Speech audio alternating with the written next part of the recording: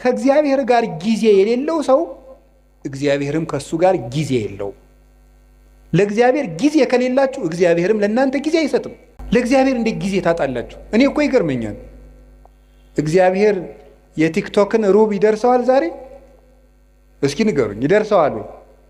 እንዴት ተጣድፎ ሰው እንዴት ተጣድፎ የዘወትር ጸሎቱን እንዲሁ ያም ካደረሰ ነው ተጣድፎ ጨርሶ ግን ፌስቡክ ላይ ቲክቶክ ላይ ግን ተጥዶ ነው የሚውለው። እባካችሁ ለእግዚአብሔር ጊዜ ስጡ። እውነቴን ለእግዚአብሔር ጊዜ ከሌላችሁ ትጠፋላችሁ። የእውነቴን ለማስቀደስ ጊዜ የሌላችሁ ሰዎች እድሜያችሁ ያጥራል። ለዘወትር ጸሎት እድሜ ከሌላችሁ ጊዜ ከሌላችሁ ከእግዚአብሔር ጋር ለመገናኘት መጽሐፍ ቅዱስ ለማንበብ ጊዜ የሌላችሁ ጊዜ የለኝም ደግሞ እንዲሁ እናንተ ጉራችሁ እኮ ያልቀው። እስቲ ፌስቡክ ውስጥ የምታነቡት ቴክስት ቢደመር እንደው 20 ገጽ አይሆንም? መጽሐፍ ብናረገው አይታተምም? ብሮሸር ብናረገው ይሆናል እኮ ስትደዘድዙት የምትሉት። እንዴት ነው ጊዜ የሌላችሁ? አሁን እኮ ሁሉም ሰው ቲክቶከር የሆነው እቤት የሚሰማው ስላጣ ነው። እቤት የሚሰማው ስላጣ እዚያ እየወጣ መለፍለፍ፣ ዝም ብሎ ድንችም እየበላ መለፍለፍ፣ በቆሎም እየበላ መለፍለፍ። ለምንድን ነው ይህን ሁሉ ያመጣው ስትሉ ሰው ኧረ በሞት ያዳምጡ። እኔ እኮ እውነቴ ነው። ማዳመጥ ይኸው ያዕቆብ መልእክት ምዕራፍ 1 ቁጥር 19 ላይ ኩን ፍጡነ ለሰሚ ወጉንዶየ ለነቢብ፣ ሰው ሁሉ ለመስማት ለማዳመጥ የፈጠነ ለመናገር የዘገየ ይሁን ይላል። ለማዳመጥ የፈጠነ ለመናገር የዘገየ ይሁን። የሰው ልጅ ብዙ የማዳመጥ የምታዳምጡ ከሆነ ሰው ይወዳቸዋል። ከሰው ጋር የመኖር ጥበብ አንዱ ማዳመጥ ነው። እንደውም ልንገራችሁ፣ ሰዎች የት ይገኛሉ ብላችሁ ብትጠይቁ እኔ ልንገራችሁ የት እንደሚገኙ። አንደኛ የሚበሉበት ቦታ ነው የሚገኙት። ሁለተኛ የሚሰሙበት ቦታ ነው የሚገኙት፣ የሚሰሙበት ቦታ። ሶስተኛ የሚወደዱበት ቦታ ነው የሚሄዱት። አራተኛ የሚከበሩበት ቦታ ነው የሚኖሩት። ሰዎችን ብትፈልጓቸው የምታገኙት ከዚህ ነው የምታገኟቸው። የሌለንን ነገር ማምጣት ከፈለጋችሁ ጊዜያችሁን ተጠቀሙ። ጊዜ ላይ የሚቀልድ ሰው ምኞቱን ታቅፎ ይሞታል እንጂ ምንም አያመጣም። የኃጢአት ምንጮች የሚባሉት መብል፣ መጠጥ፣ የእረፍት ብዛት፣ እንቅልፍ ናቸው። ስለዚህ እረፍት የሚያበዙ ሰዎች ምንጊዜም ህይወታቸው ሀዘንተኛ ነው። የእንቅልፍ ብዛት የተቦጫጨቀ ልብስ ያስለብሳል ይላል ሰሎሞን። ድሃ ያረጋል ማለት ነው ብዙ የምትተኛ ከሆነ። የእንቅልፍ ብዛት መጽሐፍ ቅዱስ ነው ያለው፣ የተቦጫጨቀ ልብስ ያስለብሳል። ጊዜን ባለመጠቀማችን ምክንያት አይ ጊዜ የሰጣቸው እና ያገሌ ሀብታሙ ነው ምናምን ቢባል የድንቁርና ጉዳይ ነው። ብድግ ብለን ዝም ብለን የኢትዮጵያ ቤተክርስቲያን አትበጠስም በፉከራ ነው እንዴ? አጠፋም። እነ ግሸን እያሉ እነ አክሱም እያሉ እነ ላሊበላ እያሉ እነ ደብረ ሊባኖስ እያሉ ረተው እነ ቅዱስ ቶማስ ራሱ የሰራቸው የህንድ ቤተክርስቲያን ጌታችን ኢየሱስ ክርስቶስ አካሉን በእጁ የዳሰሰው ጌታዬ አምላኬ ብሎ የጠራው ድንግል ማርያም ስታርግ መንገድ ላይ ያገኛት ቶማስ የሰራቸው 8 ቤተክርስቲያኖች ያሉባት ህንድ እኮ 5ቱ በሌላ እጅ ሆነው ዛሬ 3ቱ ብቻ ነው የቀሩት። ቀኑን ሙሉ በሰላም መዋል ከፈለጋችሁ፣ ያለ ሁከት መዋል ከፈለጋችሁ፣ የሚያባረራችሁ ሳይኖር መዋል ከፈለጋችሁ ከክርስቶስ ጋር 1 ሰዓት ቆዩ። ለእግዚአብሔር ጊዜ ይኖራል። እንዲሁ እኮ ይገርማል እኮ።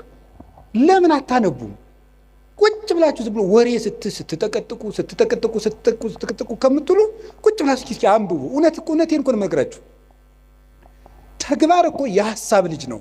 ሐሳብ ደግሞ የሚገኘው ይኸውላችሁ፣ እንጨት ሳትሰበስቡ እሳት ማንደድ ትችላላችሁ? ይቻላል? አይቻልም። ሐሳብ ሳይኖርህ ተግባር የት ታመጣለህ? እቅድ የት ታመጣለህ? ስራ የት ታመጣለህ? ከሰው ጋር የመኖር ስልት የት ታመጣለህ? ተግባቦት እንዴ! ውላችሁ ስትገቡ ስልካችሁን ጥርቅምቅም አድርጋችሁ ልጆቻችሁ ጋር ዝም ብላችሁ አውሩ። ሚስቶቻችሁ፣ ባሎቻችሁ ጋር አውሩ። ቁጭ ብላችሁ ማውራት አለባችሁ። ወሬው ቢረባም ባይረባም ነው። እንደው የእሷን የማይረባ ወሬ ከምሰማ ትንሽ መረጃዎችን ባዳምጥ። መረጃውን ሰምተ ነው እንጂ ሊቅምቶ ነው። እንደው ሳይንቲስት አሁን የኢትዮጵያ ሕዝብ የጦርነት መረጃ ከሰማ ስንት ዓመቱ? አንድ ሰላም ጠብ አላረጋችሁም። እናንተ ሰምታችሁ የምታመጡት ጠብ የሚል ነገር የለም። እዚህ ውስጥ የታፈኑ ድምፆችን ስሙ። ቤት ውስጥ ነግሬያቸዋለሁ። የባለ ትዳሮች ደግሞ መሰረታዊ ችግራችሁ ምንድነው ስትሉ ጊዜ የላችሁም። ትዳሩን የሆነ ሱቅ ነው የምታረጉት። ምን ማለት ነው መሰላችሁ? ስራ ቦታ ሆኗል ማለት ነው። ጊዜ የላችሁም። ባልና ሚስት አብራችሁ የምትሆኑበት ጊዜ የለም። አትተዋወቁም እኮ ሁላ። ጊዜ ያልሰጣችሁት ሰው ይውላችሁ። በሰነፍ አዝመራ አለፍኩ አረም በቅሎበትም አየሁት አለ ሰሎሞን። በሰነፍ አዝመራ አለፍኩ አረም በቅሎበት አገኘሁት። ለሚስትህ ጊዜ ከሌለ ዞር ዞር ብለህ ስትመጣ አረም በቅሎባት ነው የምታገኘው። አረም ይበቅልባታል። የነገር አረም፣ ሌላም አረም፣ ሌላም አረም። የአረም አይነቶችን አግሪካልቸር ባለሙያ ጠይቁ። ብዙ አረም ነው የሚበቅልባት። ነግሬያችኋለሁ። ለባሎቻችሁ ጊዜ ከሌላችሁ ብዙ አረም ያበቅላል፣ ይሸፍታል ልብ። እነዚያን አረሞች ደግሞ ነቅሎ የሚጥላቸው የለም። አረሙን እንነቅላለን ስትሉ ስንዴውን ትነቅሉብኛላችሁ እንዳለ ጌታ፣ በዚያችሁ ትንሽ ችግር በበቀለችው አረም በአመል መግፋት ስትጨቃጨቁ ራሱን ማጣትም ይመጣል። ስለዚህ ጊዜ ይኖራችሁ። እኔ እውነቴን ነው። ስለ እግዚአብሔር ብላችሁ ለልጆቻችሁ ጊዜ ስጡ። ድሃ ጦም ማደሩን ካላያችሁት ችግር ነው። የነፍሱም ይቅር። የተጎዳ ሰው በግ ከደነበረ የሰው ልጅ ከመረረ አይመለስም ተብሏል። ከመረረው ድሃም ቢሆን ሰብሮ ይበላል። ዘግቼ እበላለሁ ስትል። ስለዚህ ጎረቤት ምንድን ነው የሚሰራ? እርቦታል፣ ጠምቶታል፣ ተጣልተዋል፣ ፍቅር ናቸው፣ ታማዋል፣ አርጅተዋል፣ ጧሪ ያላቸው። ለጎረቤት ጊዜ ሊሰጠው ይገባል። ጊዜ ለቤተሰብ ስጡ። ያላደመጣችሁት አንደበት ሸፍቶ ታገኙታላችሁ። እናንተ ጊዜ ትሰጣላችሁ? ቶሎ አልገባው ላለ ሰው ጊዜ ትሰጣላችሁ? አንተ ደደብ እስከ መቼ ድረስ ነው ከአንተ ጋር የምንወረው አትሉ? ጊዜ ትሰጣላችሁ? ቁማችሁ ትቆይታላችሁ? ሰው እስኪስተካከል፣ ጠባዩ የከፋ ሰው እስኪስተካከል ትቆያላችሁ? ወዲያው ነው። ማንም ማንን አይቆይም። አሁን ጥሎ መሮጥ ነው በቃ። እና ቆዩት እስቲ፣ ሁሉንም ሰው ቆዩት፣ ይስተካከላል ከቆየ ነው። በጊዜ የማይስተካከል ዲያብሎስ ብቻ ነው። ሰው ይስተካከላል። ጊዜ ለቤተሰብ እስኪ በሉ ንገሩ እንጂ። አዎ ሰው ባል ለሚስቱ ጊዜ ሊኖረው ይገባል። ሚስት ለባል ጊዜ ሊኖር ይገባል። ለልጆች ጊዜ ሊኖራችሁ ይገባል። ጊዜ እዚያ ውስጥ ጊዜ ከሌላችሁ እንደ ነፍሰ ገዳይ ናችሁ። ለቤተሰቡ ጊዜ የሌለው ሰው፣ ለእናቱ ጊዜ የሌለው፣ ለአባቱ ጊዜ የሌለው፣ ለዘመዶቹ ጊዜ የሌለው። አሁን እኮ ጊዜ የለም። ለማንም ጊዜ አይሰጥም ሰው። ውላችሁም ገብታችሁ እንደ ዝንጀሮ ስልካችሁን ይዛችሁ ቁጭ። ዝንጀሮ ነው ይሄ። በቆሎ ይዝና አንዳንድ በቆሎ ይዞ ያምጉችላል። በቃ ግጦ ሲጨርስ በቃ እንደዚህ ነው ጊዜ። በቀኝ የተሰቀለው ወንበዴ መንግስተ ሰማያትን የወረሳት በ3 ሰዓት ዝግጅት ነው። ለተጠቀመበት ሰው 3 ሰዓት መንግስተ ሰማያትን ያስገኛል። ሰላም እግዚአብሔርን መስማት የማይፈልግ ጆሮ ሁከት፣ ጦርነት፣ ብጥብጥ፣ ሞት ሊሰማ ይገባዋል። በየቀኑ ይህን የምንሰማበት ምክንያት ለእግዚአብሔር ጆሮ ስለሌለን፣ ለእግዚአብሔር ዓይን ስለሌለን ነው። ለእግዚአብሔር እግር የለን። እግሮቻችሁ የት ነው የሚሄዱት? የሚፈጥኑላችሁ ወዴት ስትሄዱ ነው? ቤተክርስቲያን ሲሏችሁ አያደርሳችሁም። እንዲሁ አይደረስ እኮ ነው። ከዚያ ትሄዱ የማስታወቂያ ሰሌዳ ለማንበብ በየቀኑ ትመላለሳለች። ስራ ወጥቶ ይሆን ጥሩ ነው፣ ተመላለሱ። ግን እግዚአብሔር ቤት ብትመላለሱ ምን አለ? የእግዚአብሔር ቤት እኮ ልንገራችሁ፣ የእግዚአብሔር ቤት ቤተክርስቲያን እኮ ማለት የእግዚአብሔር መንግስት ማለት ነው። ቤተክርስቲያን ታውቃላችሁ? ይህን ቤተክርስቲያን ማለት የእግዚአብሔር መንግስት ማለት ነው። እንዲህ ብሎ ነበረ ጲላጦስ፣ አንተ አይሁድ ንጉሥ ነህ እንዲህ አለው። ምን ብሎ ነው የመለሰለት? መንግስት የሰይኮነትም ዝንቱ ዓለም፣ የኔ መንግስት በዚህ ዓለም አይደለችም። ምን ማለት ነው? ቤተክርስቲያኔ ምድራዊት አይደለችም ማለቱ ነው። የእግዚአብሔር መንግስት ማናት ካላችሁኝ፣ ቤተክርስቲያን። አንድ ሳምንት አንድ ገዳም ትሄዱና ጌታዬ ሕይወቴን ንገረኝ። እንዴ ምኑን ነው የሚነግራችሁ? ጅል ነህ ብሎ ይንገራችሁ? ጌታዬ ሕይወቴን ንገረኝ ምንድን ነው የሚነግራችሁ ነው? እየነገራችሁ መስለኝ። መዝሙር 86 ላይ እግዚአብሔር የነገሮሙ ለሕዝቡ በመጽሐፍ፣ እግዚአብሔር ለሕዝቡ በመጽሐፍ ይነግራቸዋል አለ። እስኪ በሉ እግዚአብሔር ለሕዝቡ በሉ። በምኑ ይነግራቸዋል? በመጽሐፍ ይነግራቸዋል። በስመ አብ ወወልድ ወመንፈስ ቅዱስ አሐዱ አምላክ። በስመ አብ ወወልድ ወመንፈስ ቅዱስ አሐዱ አምላክ። በስመ አብ ወወልድ ወመንፈስ ቅዱስ አሐዱ አምላክ። ይትባረክ እግዚአብሔር አምላከ አበዊነ ቅዱሳን ዘሰብሐ ምህረቶ ላዕሌነ። ይቅርታውን ቸርነቱን ምህረቱን በእኛ ላይ ያጸና ቅድመ ዓለም የነበረ ይህንን ዓለም በካህሊነቱ የፈጠረ ትንኝንም እንኳ ሳይዘነጋ የሚመግብ ስጋችን ለብሶ ዓለምን ያዳነ ዓለምን አሳልፎ የሚኖር ጌታችን መድኃኒታችን ኢየሱስ ክርስቶስ ላደረገልን ለቸርነት ሥራው ሁሉ ከባሕሪ አባቱ ከአብ ከባሕሪ ሕይወቱ ከመንፈስ ቅዱስ ጋር አንድ ለምትወድ መንግስቱ ክብር ምስጋና ይግባው። የእናታችን የቅድስት ድንግል ማርያም የቅዱሳን መላእክት የቅዱሳን ነቢያት የቅዱሳን ሐዋርያት የሰማዕታት የጻድቃን ረድኤታቸው በረከታቸው ከሁላችን ጋር ጸንቶ ይኑር። የተከበሩ አባታችን መላከ ገነት መዝገቡ ላቀው የዚህ ታላቅ ደብር አስተዳዳሪ፣ የተከበራችሁ አባቶቻችን ሊቃውንተ ቤተ ክርስቲያን፣ ካህናት አባቶች፣ ዲያቆናት ወንድሞች፣ የጌታችን የመድኃኒታችን ኢየሱስ ክርስቶስ የድኅነት ቤተሰቦች የምትሆኑ ምእመናን አንድ አምላክ በሚሆን በአብ በወልድ በመንፈስ ቅዱስ ስም እንደምን ዋላችሁ? እንደምን አመሻችሁ? እንደምን ሰነበታችሁ? ቸርነት ገንዘቡ የሆነ ፈጣሪያችን ለዚህ ሰዓት በማይመረመር ቸርነቱ ስላደረሰን ስሙ የተመሰገነ ይሁን። በመካከላችን ተገኝቶ እንዲያስተምረን ቅዱስ ፈቃዱ ይሁንልን። እንደ እግዚአብሔር ፈቃድ የምንማማርበት ርዕሳችን ጊዜ ለምን በሚል ርዕስ ነው የምንማማረው። እስኪ በሉ ድገሙ፣ ሶስተኛ በሉ። ጊዜ ለምን ነው። እንግዲህ ኦርቶዶክሳዊነት ወይም ኦርቶዶክሳዊ ሰው አንድ የቤተ ክርስቲያን አባት ሲናገር በትክክል የሚኖሩ ሰዎችን ካያችሁ እነርሱ ክርስቲያኖች ናቸው ብሎ ይናገራል።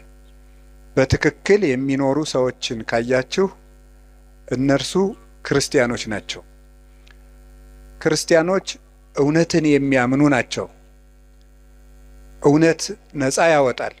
ስለዚህ ነፃ ፍጡሮች ናቸው። ነፃነትም ከእውነት ነው፣ እውነትም ነፃነት ነው። እውነትን የያዙ ሰዎች ነፃ ናቸው። ነፃ አእምሮ ያላቸው ሰዎች ደግሞ ከህሊና ዕዳ ሸክም የተለዩ ናቸው። እነሱ በትክክል ራሳቸውንም ዓለምንም መምራት መኖር ይችላሉ።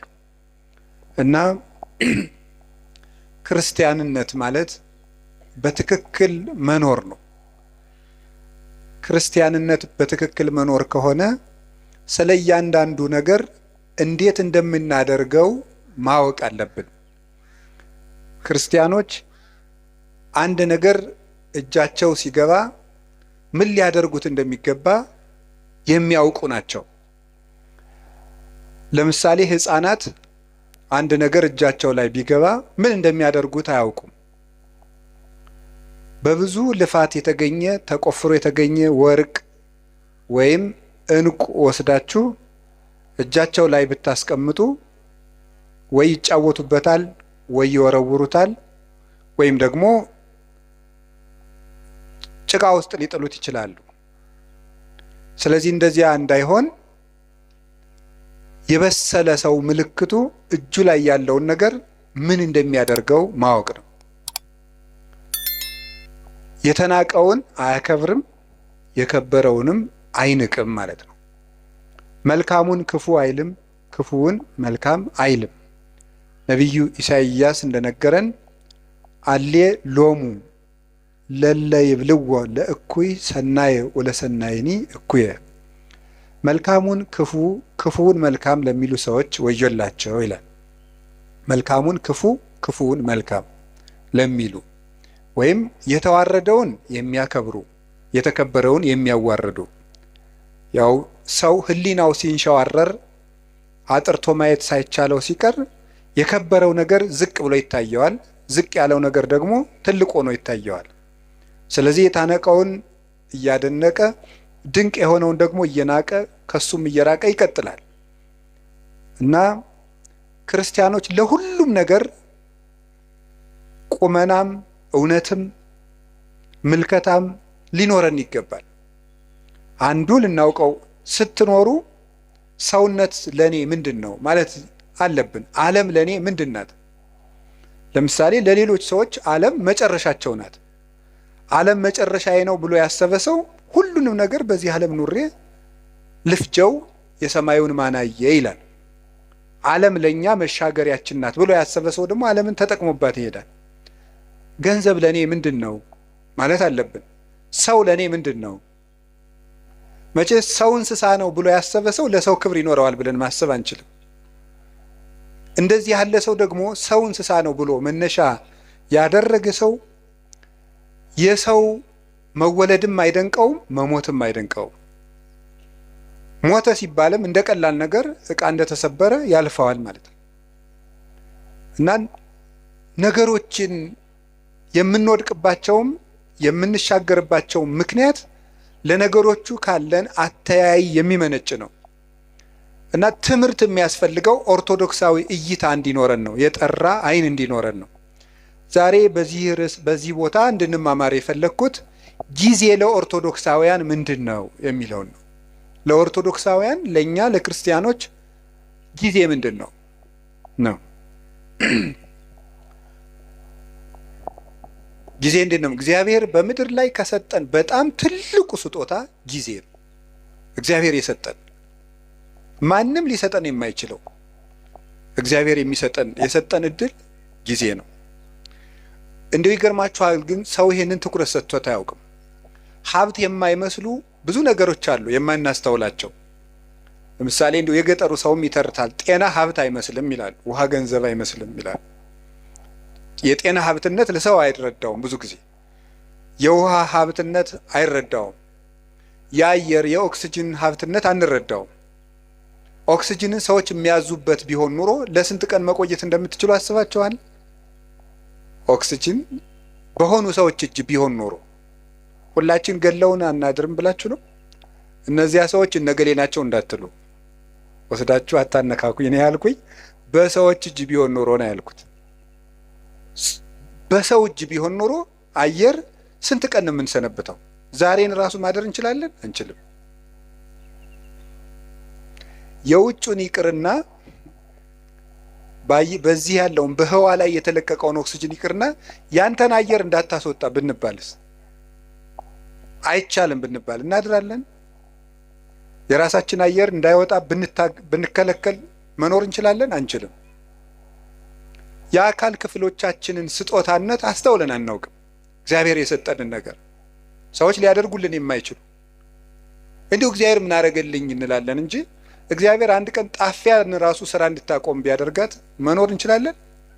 እንችላለን? በሰውነታችን ያለውን የጨው መጠን ማን ሊያጣራው ይችላል? ስለዚህ እንሞታለን ማለት ነው። ፊኛ ስራ ብታቆም መኖር ይቻላል? ይቻላል? እስኪ ንገሩኝ።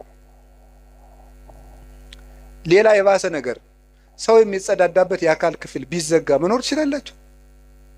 ይቻላል? አይቻልም። እግዚአብሔር የሰጠን የአካል ስጦታ ማንኛውም ሰው የከበረ ሰው እንኳን ከብሮ የሚውለው እኮ መጸዳዳት ስለቻለ ነው። የከበረ ሰው እንኳን ቢሆን እና እግዚአብሔር እንዴት አድርጎ ስጦታ እንደሰጠን ማስተዋል አለበት። ደስ እንዲላችሁ ከፈለጓችሁ እጃችሁ ላይ ያለውን እግዚአብሔር የሰጣችሁን ጸጋ ማስተዋል። የሌለንን እየቆጠርን ከምናዝን ያለንን እያየን መደሰት ነው። ደስታ ከውጭ አይመጣም፣ ከህሊናችን ነው የሚመጣው። አንዱ የምናባክነው በጣም እያባከን ነው ያለው ነገር አካላችን፣ አይምሯችን። እሱም በሌላ ጊዜ ትማሩታላችሁ። እንዴት አድርገን እግዚአብሔር የሰጠንን አካል እያባከን ነው እንደሆነ ትማሩታላችሁ። እኔ ግን ዛሬ መናገር የፈለግኩት ስለ ጊዜ ነው። እግዚአብሔር ጊዜ ሰጥቶናል። ጊዜ በእግዚአብሔር ዘንድ ምንድን ነው? ጊዜ ፍጡር ነው፣ እንደምታውቁት መለኪያ ነው። እግዚአብሔር ያለ ጊዜ ነው የኖረው። ዘመን ሳይፈጠር እግዚአብሔር ነበረ። ጊዜ ፍጡር ነው። በቤተ ክርስቲያን አስተምሮ የመጀመሪያ ሰዓት ትባላለች። ቁጥር የተጀመረው መጋቢት 29 ቀን ነው። መጋቢት 29 እና መጋቢት 30 ሚያዝያ 1 በሊቃውንት አነጋገር ዕለተ ጠቢባን ይባላሉ። ጠቢባን ሥላሴ አንድ ሳይሉ 29 ብለው ስለጀመሩ ነው። እንዲህ ያለው ነገር ለማያምን ሰው አይረዳም። ቅዱስ ጳውሎስ አንደኛ ቆሮንቶስ ምዕራፍ 2 ላይ ሲናገር መንፈሳዊ ነገር ለስጋዊ ሰው ሞኝነት ይመስለዋል ይላል። በስጋዊ ዓይን አይመረመርምና ለብእሲሰ መንፈሳዊ ኩሉ ይተሐሰሶ፣ መንፈሳዊ ሰው ግን ሁሉን ይመረምራል። ወሎቱሰ አልቦ ዘይተሐሰሶ፣ እርሱም ግን የሚመረምረው የለም ይላል። እና ስጋዊ ነገር ያለው ሰው አንድ ሳይባል 29 የማይመስል ነገር ነው ይላል። ሃይማኖት ምንጊዜም ለስጋ የማይመስል ነገር ነው። የምናወጋው የመንፈስ ነገር ስለሆነ የመንፈስ ነገር በስጋ ነገር ሊለካ አይቻልም። መቼስ አሁን ነፋስን በሜትር አንለካውም። ለሁሉም ነገር መለኪያ አለው። ውሃን በኪሎ ሜትር አንለካውም። የራሱ መለኪያ አለው። ለራሱ ነገር ለሁሉም ነገር መለኪያ አለው። ከፍታም መለኪያ አለው፣ ዝቅታም መለኪያ አለው፣ ረቂቅ ነገር መለኪያ አለው፣ ፈሳሽ ነገር መለኪያ አለው፣ ጠጣርም መለኪያ አለው። እንዲሁ መንፈሳዊ ነገርም የራሱ መለኪያ አለው። ውሃውን በሜትር ጤፉን ደግሞ በሊትር መቼስ ልለካው አይባል፣ መለኪያ አለው። የነፍስም ነገር የራሱ መለኪያ የራሱ ዩኒት ስታንዳርድ አለው። ስለዚህ የነፍስን ነገር የምንረዳው እግዚአብሔርን በመፍራት ነው። እግዚአብሔር ጊዜን ሳይፈጥር ነበረ፣ ጊዜን ፈጠረ። የመጀመሪያዋ ሰዓት መጋቢት 29 ቀን ፈጠረ።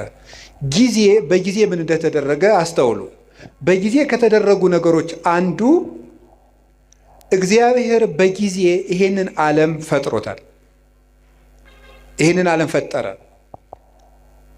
7 ዕለታትን ፈጠረና አቆመ። 7 ዕለታት በዕብራውያን አነጋገር 7 ቁጥር ፍጹም ቁጥር ተደርጎ ይነገራል። መጽሐፍ ቅዱስ ሲተረጎም ማወቅ ካለብን ነገሮች አንዱ የመጽሐፍ ቅዱስን መነሻ ባህል ነው ማወቅ የሚገባል። የመጽሐፍ ቅዱስን መነሻ ባህል ስናውቅ መጽሐፍ ቅዱስን መረዳት እንችላለን። ስለዚህ በዕብራውያን ወይም በእስራኤል ባህል 7 ቁጥር እንደ ፍጹም ቁጥር ይቆጠራል። በኢትዮጵያ ለምሳሌ 10 ቁጥር እንደ ፍጹም ቁጥር ይቆጠራል አይደል? አታውቁም?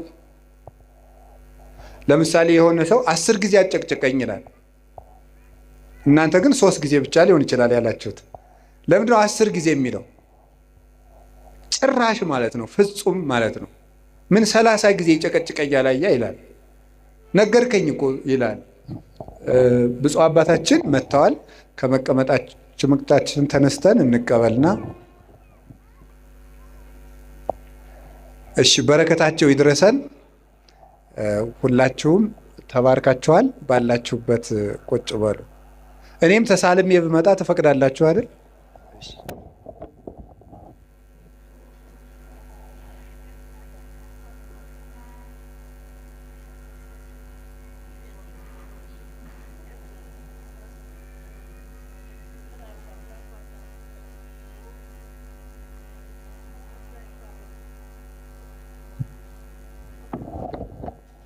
እሺ፣ ወደ ትምህርታችን እንሄድ። ብፁዕ አባታችን ስለተገኙ በጣም ደስ ብሎኛል። እናንተም ደስ ብሏችኋል። ለኢትዮጵያ ኦርቶዶክስ ተዋሕዶ ቤተክርስቲያን በእድሜ ከቆዩላት አባቶች አንዱ እሳቸው ናቸው። ረድኤታቸው በረከታቸው ይድረሰን። እኔ ደግሞ በእሳቸው ፊት ስላስተማርኩ በጣም እድለኛ ነኝ። ለምን መሰላችሁ? ገበሬ ልጁን እርሻ ሲያሳርስ እርፍ ያስይዝና ያሳርሰዋል ከፊቱ አድርጎ። ለምን? ሲያበላሽ ለማስተማር ማለት ነው። ስለዚህ ልጅ በአባቱ ፊት ሲያጠፋ ይታረማል ማለት ነው። ትምህርታችንን ቀጥል። እግዚአብሔር ከሁላችን ጋር ይሁን። ወደ ትምህርታችን ስንሄድ በዕብራውያን 7 ቁጥር ፍጹም ነው ብያችሁ ነበረ። እስመ ሁልቆ ሳብዕ በሀበ ዕብራውያን ፍጹም ውእቱ። በዕብራውያን በእስራኤል 7 ቁጥር ፍጹም ነው ይላል እግዚአብሔር። ስለዚህ ምን አደረገ? 7 ዕለታት ብቻ ፈጠረ።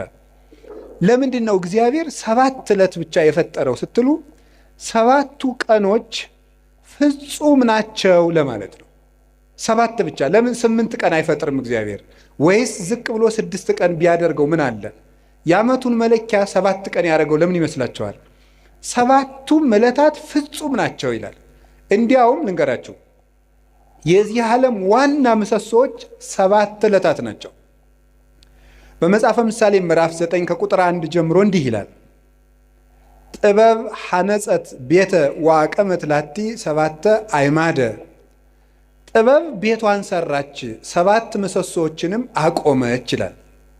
ጥበብ ቤቷን ሰራች። ጥበብ የተባለ እግዚአብሔር ወልድ ነው። መንፈሳዊ ትርጉም አለው።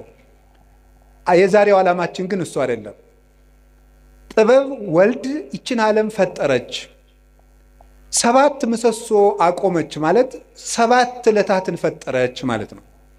7ቱ ዕለታት ለምንድን ነው ምሰሶ የተባሉ ሲባል ምሰሶ ቤቱን እንደሚያጸናው በዚህ ዓለም የሚኖር ነገር ሁሉ ጸንቶ የሚኖረው በ7ቱ ዕለታት በሚሰራ ስራ ነው ማለት ነው። ምሰሶው ሲፈርስ ወይም ምሰሶ ቢነቀል ቤቱ እንደሚናድ ሁሉ የሰው ልጅ ሕይወቱ የሚናደው ወይም የሚፈርሰው በ7ቱ ቀናት በሚሰራቸው ስራዎች ናቸው። 7 ቀን የምንሰራው ስራ ወይ ሕይወታችንን ያፈርሳል ወይ ሕይወታችንን ይሰራል።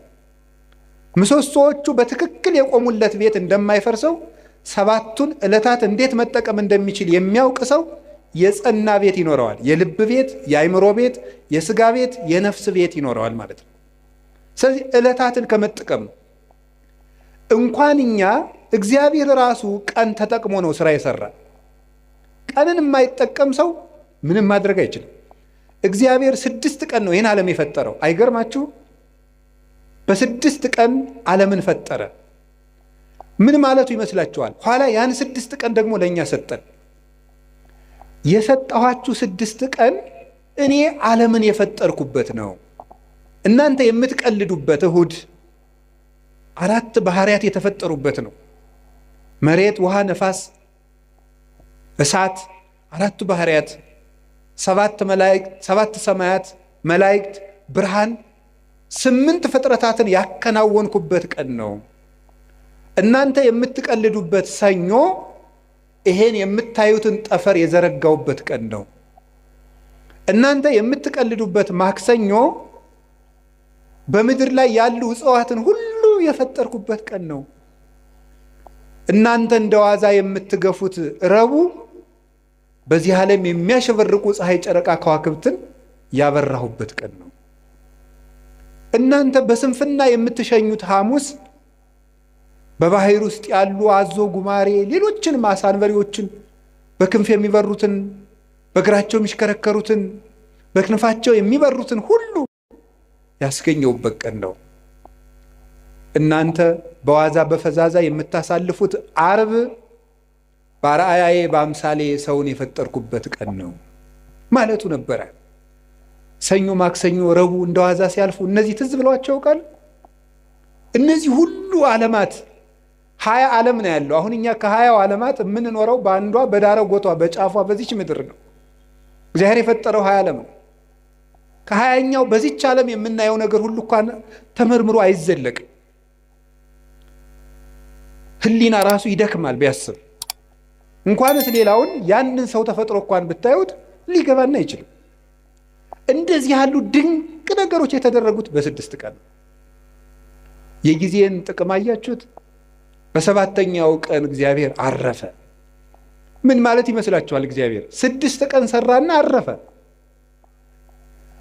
ስራችሁ ብዙ ይሁን እረፍታችሁ ጥቂት ይሁን ማለቱ ነበር። በቁሙ ነው። ወርቅ አለው፣ መንፈሳዊ ትርጉም አለው። ስራችሁ ብዙ ይሁን እረፍታችሁ ግን ጥቂት ይሁን።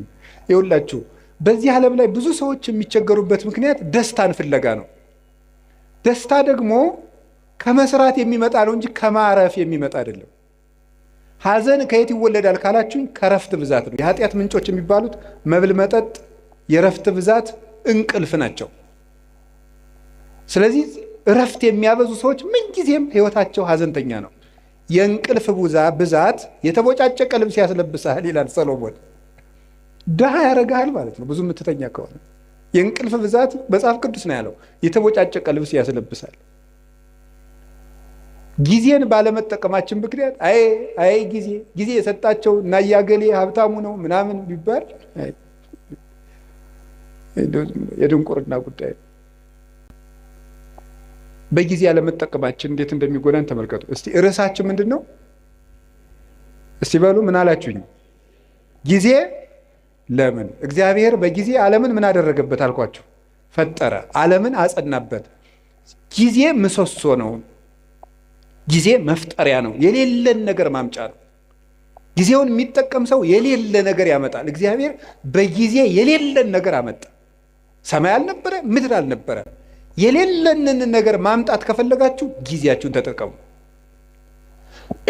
ጊዜ ላይ የሚቀልድ ሰው ምኞቱን ታቅፎ ይሞታል እንጂ ምንም አያመጣም። ጊዜ ነው የሌለውን ያመጣ። እግዚአብሔር በጊዜ ለክቶ የምሕረት ቀጠሮ ሰጠ። በኖህ ዘመን 120 ቀን 120 ዓመት ሰጠው አለ። 100ውን ቀለዱ፣ በ20 አጠፋቸው። 20ውን ትቶ አጠፋቸው። በኖህ ዘመን የነበሩ ሰዎችን 120 ሰጣቸው። 20ው ሲቀር ንስሐ እንገባለን ሲሉ 100 ሳያልቅ ጨረሳቸው። ጊዜን ካልተጠቀምክበት ብሰጥህም አትጠቀምበት ብሎ ወሰዳቸው። ዛሬ ለምን ይመስላችኋል የምንቀሰፈው? እግዚአብሔር ጊዜ ሰጠ፣ አልተጠቀምንበትም። ስለዚህ እየቀነሰ ይወስደናል ማለት ነው። በሰጠን ጊዜ ካልተጠቀም ከእድሜያችን ቀንሶ ያነሳናል። የማያፈራለትን ዛፍ በጓሮ የሚንከባከብ ገበሬ ጅል ማን አለ? ሌላው የባስ በጠፈጠፉ እየተንጠፈጠፈ ሌሎችን አዝመራዎች እንዲያጠፋቸው ነው። ይልቁን በጊዜ መቁረጥ ነው። ስለዚህ እግዚአብሔር ይቆርጣል። የማያፈራውን ፍሬ የማያፈራውን ዛፍ ከሱ ይቆርጡታል ብሎ ነግሮናል። ወይወዲዎ ውስተ እሳተ ገሃነም፣ በእሳት ያቃጥሉታል። ምን? ፍሬ የማያፈራውን ቅርንጫፍ። አነ ውእቱ ሐረገ ወይን ዘጽድቅ ወአንትሙ አይጹቂሁ ንበሩ በየ ወአነብክሙ፣ እኔ የወይን ሐረግ ነኝ፣ እናንተ ደግሞ ቅርንጫፎች ናችሁ። በእኔ ኑሩ፣ እኔም በእናንተ እኖራለሁ። ፍሬ አፍሩ፣ ካላፈራችሁ ትቆርጣላችሁ አለ። እግዚአብሔር በጊዜ ምሕረት ሰጠ። በጊዜ ያልተጠቀሙትን ደግሞ አጠፋቸው። እግዚአብሔር ለመወለድ 5500 ዘመን ቀጠረ። 5500 ዘመን ሲፈጸም ተወለደበት። ዋመ በጽሐ ጊዜሁ ፈኖ እግዚአብሔር ወልዶ ዋሂደ ወተወልደ እምብእሲት። የዘመን ፍጻሜ በደረሰ ጊዜ እግዚአብሔር ተቀዳሚ ተከታይ የሌለ ልጁን ውረድ ተወለድ ሙት ተሰቀል ብሎ ለኩነተ ሥጋ ወደዚህ ዓለም ላከው። ንዕድ ክብርት ከምትሆን ከመቤታችንም ተወለደ ይላል። ጊዜው በደረሰ ጊዜ በጊዜ እግዚአብሔር ተወለደ። በጊዜ ዓለምን ፈጠረ፣ በጊዜ ቀጠረ፣ በጊዜ ሱባዔ አስቆጠረ፣ በጊዜ ትንቢት አናገረ። ጊዜው ሲደርስ ደግሞ ተወለደ። እግዚአብሔር በጊዜ ምስጢር ገለጠ። በጊዜ ጌታችን መድኃኒታችን ኢየሱስ ክርስቶስ ብዙ ሰርቶበታል። ምስጢርም የሚገለጠው በጊዜ ነው። በጊዜው ተጠመቀ፣ በጊዜው ተወለደ፣ በጊዜው አደገ፣ በጊዜ ጾመ 40 ቀን፣ በጊዜ አስተማረ 3 ዓመት ከ3 ወር፣ በጊዜ ምስጢሩን ገለጠ። በደብረ ታቦር እንኳን ብርሃን ከገለጠላቸው በኋላ እንዳትናገሩ እስካመ ይትፌጸም በጊዜው፣ ጊዜው እስኪደርስ ድረስ በትንሣኤ ልቡናችሁ ቀንቶላችሁ ምስጢር ተከናውኖላችሁ በሀብተ መንፈስ ቅዱስ ተሰርታችሁ እስክትናገሩት ድረስ ቆዩ አላቸው።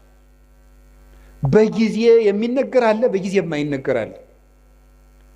ወብየ ብዙ ነገር ዛነ ነግረክሙ፣ የምነግራችሁ ብዙ ነገር ነበረኝ። ወባሕቱ ኢትክሉ ይእዜ ጸዊሮቶ፣ ነገር ግን ዛሬ ልትሸከሙት አትችሉም፣ በጊዜው ነግራችኋለሁ አለ። በጊዜ የሚነገር አለ። በነገራችሁ ላይ ጥበበኛ ሰው ማለት የት መናገር እንዳለበት የሚያውቅ፣ መቼ መናገር እንዳለበት የሚያውቅ፣ በማይናገርበት ጊዜ ዝም የሚል፣ በሚናገርበት ጊዜ ደግሞ ዝም የማይል፣ ጊዜ ቦታ አይቶ የሚናገር ሰው ነው ጠቢብ የሚባለው። ሁሉም በጊዜው የሚናገር። ጌታችን ኢየሱስ ክርስቶስ በጊዜው ተሰቀለ፣ በጊዜው ተያዘ፣ በጊዜው ሞተ፣ በጊዜው ተነሳ፣ በጊዜው አረገ፣ በጊዜው ሀብተ መንፈስ ቅዱስን ላከላቸው 10 ቀን ጠብቆ። ያለ ጊዜ ጸጋም አይሰጥም። እንዲህ አሁን ልጁን እንዲያው ልጅ የሌላቸውን እናት አባት 9 ወር ከ9 ወር አስቀድሞ እንዲያው በ3 ወሩ ከብት ጠባቂ ስለሌለን ልጁ ቶሎ እንዲደርስ ይወለድ ቢሉ ይወለዳል? አይወለድም። በጊዜው ነው የሚወለደው። ለመውለድም ጊዜ አለ። ጸጋም በጊዜው ነው የሚሰጠው። ጥያቄም በጊዜው ነው የሚመለሰው። ጊዜ አለው። አሁን ፈልጌያለሁ ቢባል አይሆንም፣ በጊዜው ይሆናል። መቆየት ያለብንን መቆየት። እግዚአብሔር በጊዜው ሁሉን ሰራ። እንግዲህ ደግሞ በጊዜው ይመጣል። ያ ጊዜ መቼ እንደሆነ ደግሞ አታውቁም ብሎናል። ትግሁ እንከ እስመ የተአምሩ ጊዜ ይመጽእ እግዚእክሙ፣ ጌታቸው የሚመጣበትን ጊዜ አታውቁምና ተግታችሁ ጠብቁ። ሶበሰ አይመረ በአለቤት ጊዜ ይመጽእ ሰራቂ እምተጋ ዋህለው፣ ባለቤት ሌባ የሚመጣበትን ጊዜ ቢያውቅ ኑሮ በዚያች ሰዓት ይተጋ ነበር። ግን ሌባው መቼ እንደሚመጣ ስለማያውቅ ሌሊቱን ሙሉ መትጋት አለበት። እናንተም ጌታችሁ የሚመጣበትን ሰዓት ብታውቁት በዚያች ሰዓት ብቻ ትተጉ ነበር። ግን ጌታችሁ በ10 ዓመታችሁ ይምጣ፣ በ20 ዓመታችሁ፣ በ30 ዓመታችሁ ይምጣ፣ በ50 ዓመታችሁ፣ ስትጀምሩ ይምጣ፣ ስትጨርሱ አታውቁትም። ስታገቡ ይምጣ፣ ስትሸመግሉ ይምጣ፣ ሳታገቡ ይምጣ፣ ስታገቡ ይምጣ፣ አታውቁትም። በድህነታችሁ ጊዜ ይምጣ፣ በሀብታችሁ ጊዜ ይምጣ፣ ስትሾሙ ይምጣ፣ ስትሻሩ ይምጣ፣ የምታውቁት ነገር የለም። በሰጣችሁ ጊዜ ተዘጋጅታችሁ ኑሩ ብሎ ሰጥቶናል። ጊዜ እንዲህ ያለ ሀብት ነው። የእግዚአብሔር ቤተሰቦች በጊዜ እንጠቀምበት። ጊዜን አባቶቻችን ብዙ ሰርተውበታል። ቅዱስ ቂርቆስ ያን ሁሉ ሰማዕትነት ሲፈጽም የስንት ዓመት ልጅ ነበር? የ3 ዓመት ልጅ ነው። ድንግል ማርያም የአምላክ እናት ስትሆን የስንት ዓመት ልጅ ነበረች? የ15 ዓመት ልጅ ነበረች። እንግዲህ እዚህ ውስጥ 50ም አለ 60ም አለ። እንደገና ደግሞ ወጣት ነኝ እያላችሁ የምትቀልዱ ሁሉ ገና ልጅ አይደለው እንደ የምትሉ ለተንኮል ሲሆን ልጅ ነኝ አትሉ። ቁረቡ ሲሏችሁ ልጅ ነኝ ትላላችሁ። ኃጢአት ሲሆን ልጅ ነኝ አትሉ ትላላችሁ። አረ ይሄ ልጅ ነኝ ገና ቆይ ይሄን አትስጡኝ ትላላችሁ አትሉ። ግጥም አድርጎ ለመብላት ልጅ ነኝ የሚላል አለ እንዴ? አይጣላ ድረስ አይደል? አሁን ማለት ተገኝቶ ነው። እንዲሁም ትንንሹ ነው ብዙ የሚበላ። ለማመንዘር ልጅ ነኝ የሚላል የለም። ትንሹም ትልቁም ለጽድቅ ሲሆን ልጅ ነኝ አትበል ብሏል። ሕፃን ነኝ ኢትበል እስመ ንዑስ አነ፣ እኔ ልጅ ነኝ አትበል ብሏል። ትንቢተ ኤርምያስ ምዕራፍ 1 ቁጥር 8 ላይ ለበጎ ነገር ልጅ ነኝ አትበል። ስለዚህ የእግዚአብሔር ቤተሰቦች ቅዱስ ጊዮርጊስ 4 ጊዜ ሙቶ ሲነሳ ያ ሁሉ ሰማዕትነት ሲፈጽም ጠቅላላ ዕድሜው 27 ዓመት ነው። በጊዜ አባቶቻችን ተጠቀሙበት። በቀኝ የተሰቀለው ወንበዴ መንግሥተ ሰማያትን የወረሳት በ3 ሰዓት ዝግጅት ነው። ለተጠቀመበት ሰው 3 ሰዓት መንግሥተ ሰማያትን ያስገኛል። አብሮ የቆመው ሰው ደግሞ በዚያው ሲኦልን አግኝቷል እድሜ ዘመኑ። አንድ ቀን የሰማ ሰው ዘኬዎስ ተመልሶ ጊዜውን ተጠቅሞ መንግሥተ ሰማያት ገብቷል። 3 ዓመት አብሮ የቆየው ይሁዳ ጊዜውን መቀለጃ ስላደረገው ከክርስቶስ መንግሥት ውጭ ሆኗል። በጊዜ የሚቀልል ሰው ይሁዳ ጊዜውን እንደ ድል መጠቀም ሲገባው መተናኮያ ያደረገው ምን አደረገ መስላችሁ? ክርስቶስን እኔ እሸጠዋለሁ አለ። እሸጥና እሱ እንደለመደ በታምራቱ ያመልጣል። ከዚያ በኋላ ደግሞ እኔ መመልሼ ገንዘቤን በልቼ መምህር የብዬ ከእሱ ጋር ታርቄ እቀጥላለሁ አለው። ጊዜው ግን መሽቶ ነበር። ክርስቶስ ተያዘ። ደርሷላ። ሲሰርቅ የነበረበት ጊዜ አለቀ፣ በቃ አለ። እግዚአብሔር መቅረዚቱን አጠፋት። ከዚያስ ምን አደረገ ደግሞ? ጌታ ከማረጉ በፊት ከመሞቱ በፊት እኔ ተቀድሜ ሙቼ ሲኦል ቆየዋለሁ፣ ነፍሳትን ሲያወጣ ያወጣኛል አለ። አይ ይሁዳ አልፏል። እሱ መች ምን አደረገ ጌታ? የለም ይሁዳ ዛሬም አትሞትም ብሎ ግንባሩ ተፈጥፍጦ ቆይ፣ ሆዱ ተዘርግፎ ቆይ። ከዛ ምን አደረገ ጌታ ሲያርግ? አንተ ያሰቀልከው ሰው እኮ አረገ አሉት። እኔን ሳያወጣኝ ብሎ ደንግጦ እወጣለሁ ሲል ከመቃኑ ላይ ከደጃፍ ወይም ከበሩ ላይ ግንባሩ ተፈጥፍጦ ሞተ ይላል። ምን አድርጎ ስትሉኝ፣ በጊዜ ቀልዶ የእግዚአብሔር የምሕረት ጊዜው አብቅቶ በቃይ ብሎ እግዚአብሔር ታገሰው። 3 ዓመት ቻለው። አብሮት እየዋለ ሙዳየ ምጽዋቱን እየሰረቀ ማእምረ ኅቡዓት ክርስቶስ አብሮት እያለ እየሰረቀ የሚያውቀውን ጌታ እንዳላዋቂ መጥቶ አብሮት በሀከረቢ መምህር ደህና ዋልክ እያለ የልቡን በልቡ እያደረገ 3 ዓመት ቻለው። በቃኝ አለ እግዚአብሔር። ቸርነትን ላልተጠቀመበት መዓት ይታዘዝለታል። እግዚአብሔር ጊዜ የሚሰጠው ለቸርነት ነው። የተአምርኑ ከመሳይሉ ለእግዚአብሔር ኪያከ ያገርህ ሀበ ንስሐ፣ የእግዚአብሔር ቸርነቱ አንተን ወደ ንስሐ እንዲመራህ አታውቅምን ይላል ቅዱስ ጳውሎስ ሮሜ ምዕራፍ 2 ላይ ሲናገር። የእግዚአብሔር ቸርነት እኮ የምሕረት ዕድል ነው፣ መጥፊያ አልነበረም። ሲራክም ይተወስክ ኃጢአተ በዲበ ኃጢአት እንዘ ትብል መሐሪ ውእቱ እግዚአብሔር። እግዚአብሔር ይቅር ባይ ነው፣ እግዚአብሔር ቸር ነው፣ እግዚአብሔር መሐሪ ነው እያልክ በኃጢአት ላይ ኃጢአትን አትጨምር ይላል። እና ጊዜ ብዙ ነገር ተሰርቶበታል። ርዕሳችን ምንድን ነው? ንገሩኝ እንጂ ጊዜ ለምን? እሺ 1 2 3 ነጥቦችን ልናገርና ብፁዕ አባታችን እንዲያስተምሩን ብለቅ ይሻላል። ጊዜ ለምን በሉ እስቲ። እንግዲህ እግዚአብሔር በጊዜ ፈጠረ። እስቲ በጊዜ ፈጠረ በሉ። በጊዜ መጣ፣ በጊዜ ሞተ፣ በጊዜ ተነሳ፣ በጊዜ አረገ፣ በጊዜ መንፈስ ቅዱስን ላከ። እሺ በጊዜ ይመጣል በሉ። በጊዜ ምን ይላል? ይመጣል። ጊዜ እግዚአብሔር ይህን ሁሉ ሰርቶበታል። አሁን እኛ በጊዜ ምን እናድርግ ነው ርዕሳችን። እስኪ ጊዜ ለምን በሉ። እሺ የመጀመሪያው ጊዜ ለእግዚአብሔር በሉ። ሁላችሁም በሉ እስኪ ድገሙ። አሁን ከዛሬ በኋላ ይሄ እኮ መመሪያ ነው። እንግዲህ የኑሮ መመሪያ እየነገርኳችሁ ነው። የመጀመሪያ መርሃችን እዚህ ውስጥ የተሰበሰብነው ጊዜ ለማን መመሪያችን ነው። ከዛሬ ጀምሮ ጊዜ ለማን? አንዴ ድገሙ። ጊዜ ለእግዚአብሔር። ከእግዚአብሔር ጋር መኖር ነው። ጊዜ የተሰጠው እግዚአብሔርን ልናመልክበት ነው። ስብሐ ለዕለተ ይሴብሐከ ቅዱስ ዳዊት በቀን 7 ጊዜ አመሰግንሃለሁ ይላል። ጠዋት 12 ሰዓት እንደተማራችሁት ካሁን በፊት ብርሃን ሌሊቱን አሳልፈህ ብርሃን የሰጠኸኝ ጌታ ብለን፣ በብርሃን የፈጠርከኝ ጌታ ብለን፣ ለእኔ ስትል ማለዳ ከሐና ከቀያፋ ፊት በ12 ሰዓት ተከሰስክልኝ ብለን 3 ሰዓት እንጸልያለን። ሔዋን የተፈጠረችበት፣ ቅድስት ድንግል ማርያም ብስራተ መላክን የተሰማችበት፣ ለሁሉ ፍትህ የሚሰጥ ጌታ በ3 ሰዓት ከጲላጦስ ፊት ተከሶ የቀረበበት 3 ሰዓት።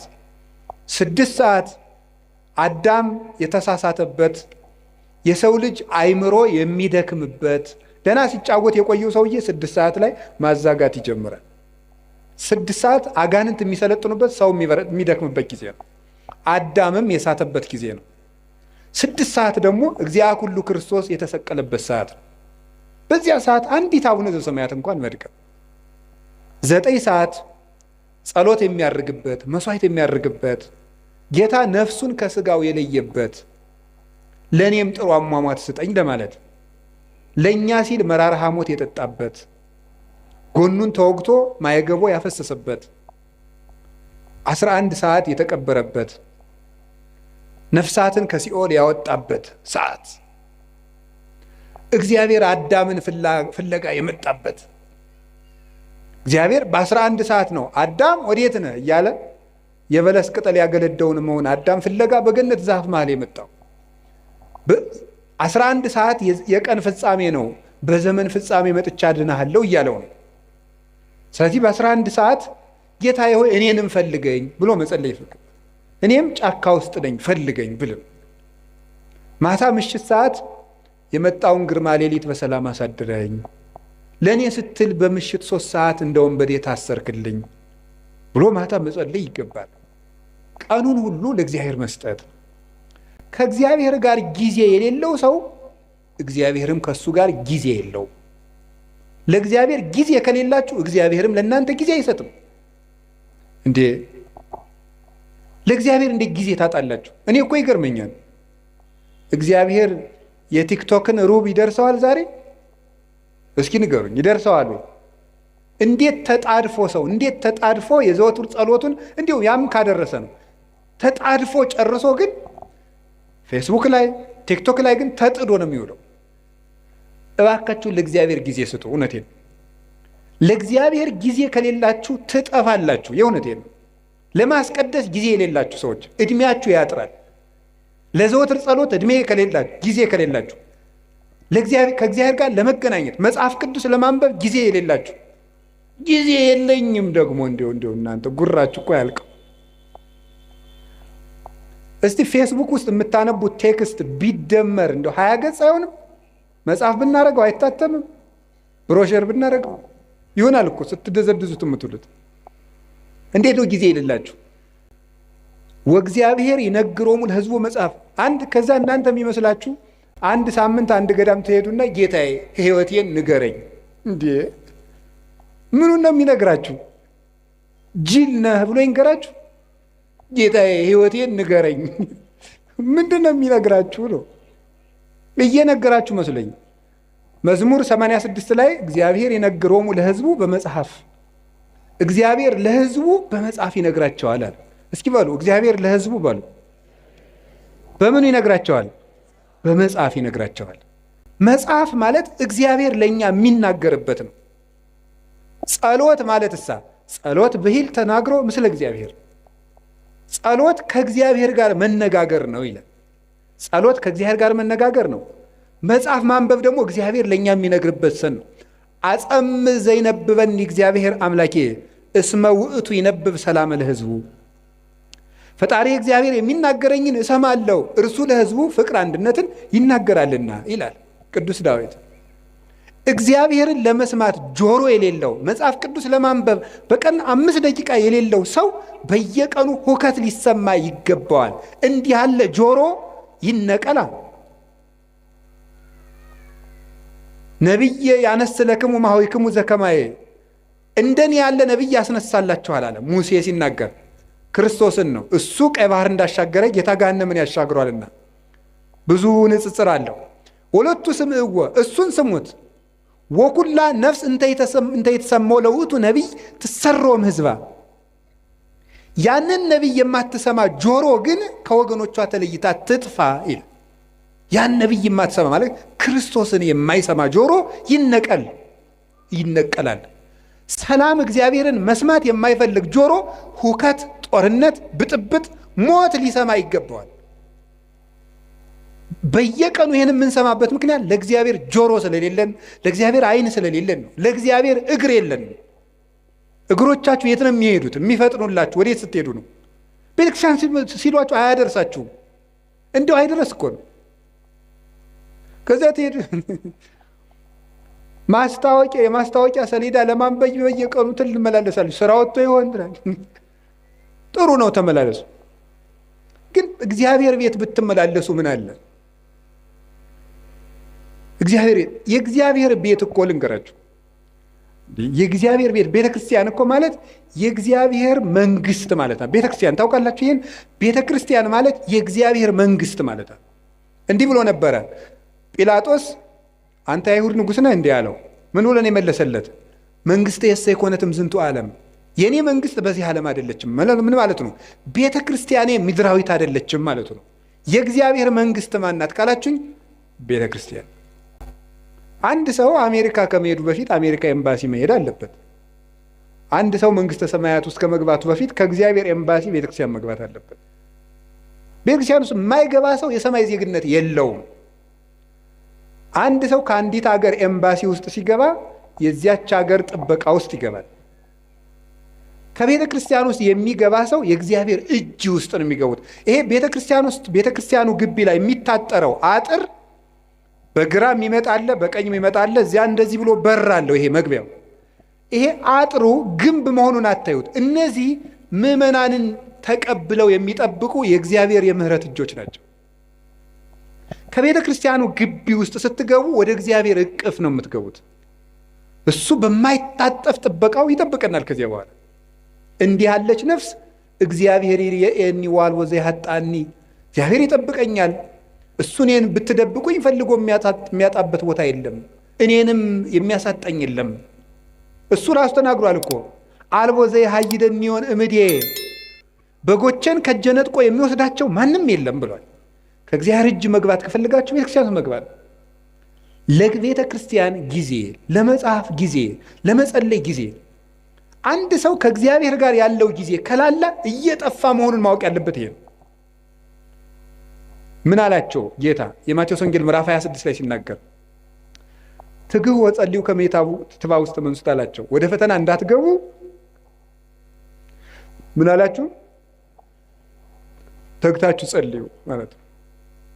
ጸሎት አቃታቸው ሐዋርያት አቃታቸው።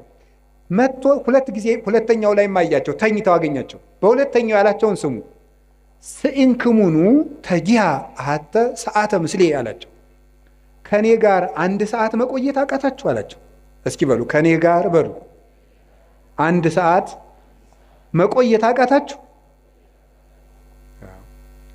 አቃታቸው፣ ተኙ። በሶስተኛውም ተመልሶ ሲመጣ በሉ እንግዲህ ረፉ አላቸው። ይህ ሊቃውንቱ በጣም የሚገርም ትርጓሜ ይሰጡታል። በሉ እንግዲህ ረፉ፣ በሶስተኛው ረፉ አላቸው። እንተኛለን ሲሉ ክርስቶስን የሚይዙ ወታደሮች መጡና እነሱንም ያጣድፏቸው ጀመር። ከኔ ጋር 1 ሰዓት ብትተጉ ፍጹም እረፍት ታገኛላችሁ። ከኔ ጋር 1 ሰዓት መትጋት ካቃታችሁ ግን ሁልጊዜ ስትባክኑ ትኖራላችሁ አላቸው። ስለዚህ እንዳትፈሩ፣ ፍርሃት እንዳያሻብራችሁ፣ እንዳይበትናችሁ ከፈልጋችሁ አሁን ከኔ ጋር በጸሎት ቆዩ አላቸው። ቅዱሳን ሐዋርያትን አቃታቸው። ከሱ ጋር መትጋት ስላቃታቸው ቀን ከሱ ጋር መዋልም ሳይሆንላቸው ቀረ። ጥለውት ተበተኑ። ከክርስቶስ ጋር ያላደረ ከክርስቶስ ጋር አይውልም፣ ከክርስቶስ ጋር ያልዋለም ከክርስቶስ ጋር አያድርም። ስለዚህ የእግዚአብሔር ቤተሰቦች ቀኑን ሙሉ ቅዱሳን ሐዋርያት ከጌታ ጋር 1 ሰዓት ተግተው ቢሆን ኑሮ ቀኑ ሁሉ መስቀሉን ትተው ሲራወጡ አይውሉም ነበረ። ቀኑን ሙሉ በሰላም መዋል ከፈለጋችሁ፣ ያለ ሁከት መዋል ከፈለጋችሁ፣ የሚያባረራችሁ ሳይኖር መዋል ከፈለጋችሁ ከክርስቶስ ጋር 1 ሰዓት ቆዩ። ለእግዚአብሔር ጊዜ ይኖራል። ከቃሉ ጋር ናችሁ? ከቃሉ ጋር ናችሁ? እስቲ እንደው ማታ ስተኙ እግዚአብሔር የሚባል የሆነ አካል ትዝ ብሎት የሚያውቅ ሰው አለ? ብሏችሁ ያውቃል? እግዚአብሔር ቁጭ ብሎ ወይም ቁሞም በሉት ብቻ በእናንተ ሕሊና በምትስሉት እግዚአብሔር ትዝ ብሏችሁ ያውቃል? አይ እናንተ ብፁዓን ናችሁ ማለት ነው። እግዚአብሔር ትዝ የሚለው ሰው የታደለ ነው። ለእግዚአብሔር የምናስብበትም ጊዜ፣ የምንጸልይበት ጊዜ፣ የምናነብበት ጊዜ፣ የምናስቀድስበት ጊዜና ከእግዚአብሔር ጋር የምንኖርበት ጊዜ ይኖራል። ጊዜን ለእግዚአብሔር በሉ እስኪ። ጊዜ ለማን? እግዚአብሔር። እኛ ለሱ ጊዜ ስንሰጠው እሱ ደግሞ ለእኛ ምን ይሰጠናል? ጊዜ ይሰጠናል። ያለ ጊዜያችን እንዳንሞት የማደጊያ የመለወጫ ጊዜ ይሰጠናል። እግዚአብሔር እንዲሰጠን ይህን ማድረግ አለብን። አላችሁ? እግዚአብሔር ከሁላችን ጋር ይሁን። ሁለተኛ ጊዜ ለምን በሉ እስኪ በሉ እንጂ። እሺ ጊዜ ለቤተሰብ በሉ ሁላችሁ።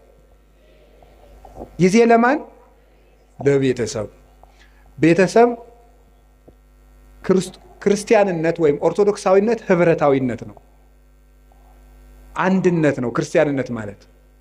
ለቤተሰቡ ጊዜ የሌለው ሰው ቅዱስ ጳውሎስ 1ኛ ጢሞቴዎስ ምዕራፍ 5 ላይ እንደነገረን ለቤተሰቡ የማያስብ ሰው ሃይማኖቱን ከካደ ሰው የባሰ ነው ይላል።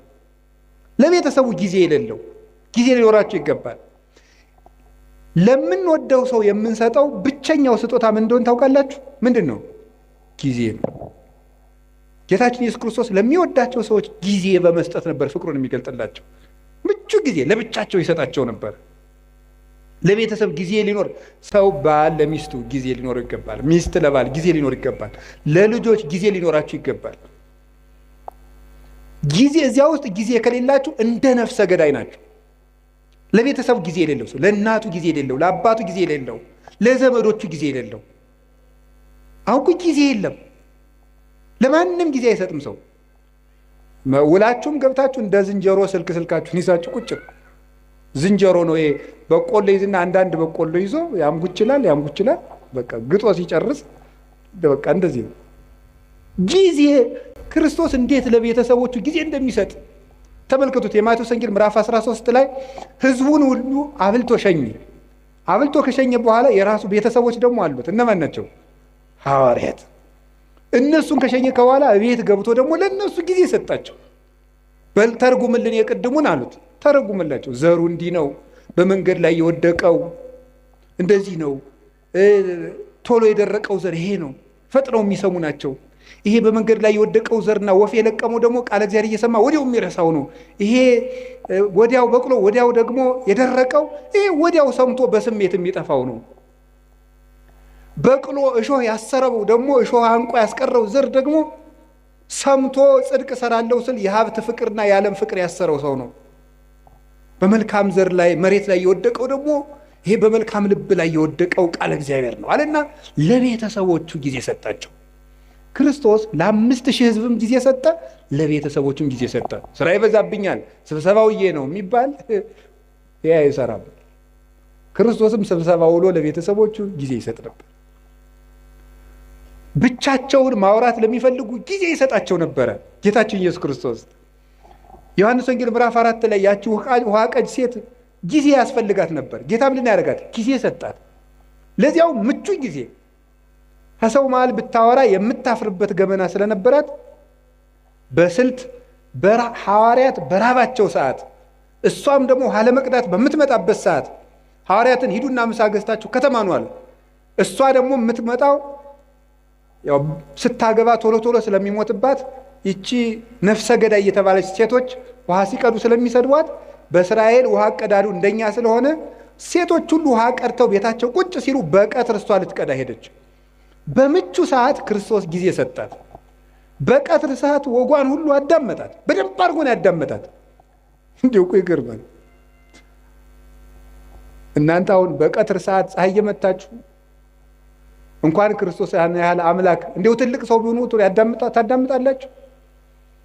ጌታ ምቹ ጊዜ ሰጥቶ አዳመጣት። ስለዚህ ጊዜ ስለሰጣት እሷም ልቧን ለሱ ሰጠችው። ጊዜ መስጠት።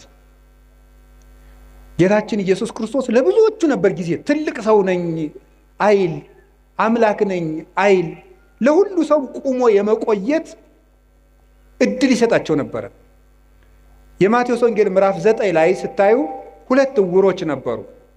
ጌታችን አልፎ ሲሄድ 2 ዕውሮች የዳዊት ልጅ ሆይ ማረን አሉ። እሱ አልፎ እየሄደ ነው። ማረን ሲሉ ምን ይላል? ማቴዎስ ወንጌል ምዕራፍ 9 ላይ ስታነቡን ይላል ወደ ቤትም በገባ ጊዜ 2 ዕውሮች መጡ ይላል። ወደ ቤትም በገባ ጊዜ የሚለው ለምንድን ነው የተጻፈው? መጽሐፍ ቅዱስ ላይ ዝም ብሎ የሚጻፍ ቃል የለም። ሊቃውንቱ ሲተረጉሙት ምን ይላሉ? ዕውሮች ናቸው ሩጠው እንዳይደርሱበትና ከቤት ገብቶ ቆያቸው ይላል። ይህን ጊዜ መስጠት። ሩጠው እንደማይደርሱ ያውቃሉ፣ አይነ ስውሮች ናቸው። ስለዚህ እስከሚመጡ ድረስ ጊዜ ሰጣቸው፣ ቆያቸው። ይሄንን ሊቃውንተ ቤተክርስቲያን ምን ብለው ይተረጉሙታል? መንገድ ላይ ያሉት ደግሞ ምን ይላሉ? አጋንንት ምንድን ነው የሚሉት? መንገድ ላይ ያሉት ሰዎች ደግሞ እናንተ አትጥሩት፣ ትልቅ ሰው ነው እንዲሁ ትልቅ እንዴ አታፍሩም እንዴ ስትጠሩት መንገድ ላይ ዝም በል ይሏቸዋል። ወአፈድፈዱ ከሊሃ ይላል። እነሱ ግን እንዲያውም ጨምረው እንዳልጮህ እንጂ የዳዊት ልጅ ወይ ማረን ብለው እንዲያውም ደግሞ ድምፅ ጨመሩበት።